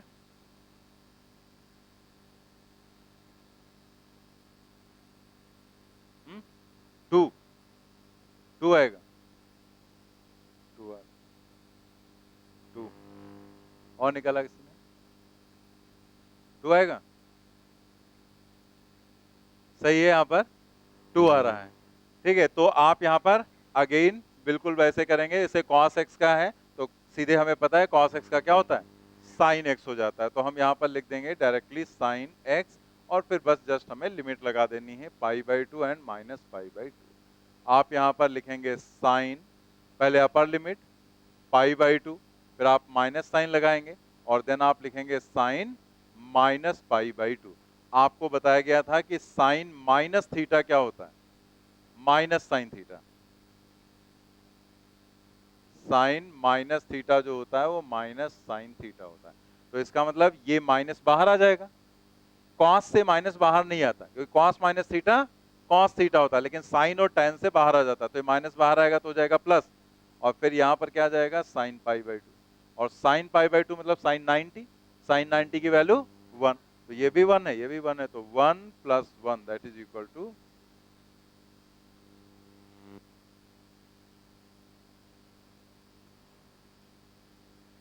जब हम डिफरेंशिएशन और इंटीग्रेशन दोनों पढ़ लेते हैं तो कई लोगों के दिमाग में क्वेश्चन आ जाता है और वो इस बात को नहीं समझते हैं कि कब हमें डिफरेंशिएशन यूज करना है, कब इंटीग्रेशन। तो कई बार पूछने भी कुछ लोग आ जाते हैं कि सर हम कब इंटीग्रेशन यूज करेंगे, कब डिफरेंशिएशन। तो ये जो क्वेश्चन है, इस क्वेश्चन का पहले बात तो कोई मतलब है नहीं। जैसे आप अगर क्वेश्चन देखेंगे तो उसमें जो चीजें आपको दी गई हैं डेफिनेशन वाइज जो बताई गई हैं, उसके बेसिस पर तुम्हें समझ में आ जाएगा। लेकिन उसके बावजूद भी हम आपको एक पॉइंट बता दे रहे हैं जिससे आपको तुरंत समझ में आ जाएगा कि आपको क्या करना है, डिफरेंशिएट करना है या इंटीग्रेट करना है। तो यहां पर जैसे हम यहां पर बता दे रहे हैं अलग से कि आपके पास तीन ही चीजें तो हैं, एस है, वी है और ए। मतलब हमारे पास एस है डिस्प्लेसमेंट, और वेलोसिटी है और एक्सेलरेशन। अगर हम इस साइड से इस साइड में जाएंगे, मतलब हम एस से वी निकाल रहे हैं या वी से हम ए निकाल रहे हैं, तो हम एस को डिफरेंशिएट करते हैं ना ds/dt, तभी तो वी आता है, और वी को डिफरेंशिएट करते हैं तो ए आ जाता है। यानी कि अगर हम एस से वी या वी से ए निकाल रहे हैं तो हमें यूज करना होगा डिफरेंशिएशन। ये डिफरेंशिएशन का यूज करते हैं हम लोग। और अगर हम उल्टा आ रहे हैं, यहां पर हम आ रहे हैं ए से निकालना है हमें वी, या वी से हमें निकालना है एस, तो ऐसी कंडीशन में हम इंटीग्रेशन का यूज करते हैं। इस कंडीशन में उल्टा जब चलेंगे तो यहां पर हम लिख देते हैं इंटीग्रेशन। अब इससे कुछ लोग के दिमाग में एक और चीज आ जाती है, वैसे आता तो नहीं है, बता दें कि हम जब ऐसे यहां पर बता देते हैं तो दिमाग में ये चीज आ सकती है आपके कि ए से वी निकाल रहे हैं तो यहां पर भी तो क्वालिटी बदल जा रही। जैसे स्टार्टिंग में बताया था ना कि डिफरेंशिएट करते हैं तो इंटीग्रेट करते हैं तो क्वांटिटी बदलती है, लेकिन आप यहां सोचते हैं कि यहां पर भी तो ये रहा है कि इधर से इधर जा रहे हैं तो भी तो एस से वी, वी से ए, और इधर आ रहे हैं तो ए से वी और वी से एस, तो आपको ये लगने लगता है कि इधर भी तो क्वालिटी बदल रही, लेकिन यहां पर क्वालिटी नहीं बदल रही। यहां पर हम इंटीग्रेशन का प्रोसेस यूज करते हैं, डायरेक्ट इंटीग्रेट नहीं कर लेते। जैसे आपके पास क्या कोई ऐसा फार्मूला है कि ए को इंटीग्रेट किया तो वी आ गया? नहीं है ना, ऐसा कुछ फार्मूले हमारे पास नहीं। तो ये चीज ऐसे तो आएगी नहीं।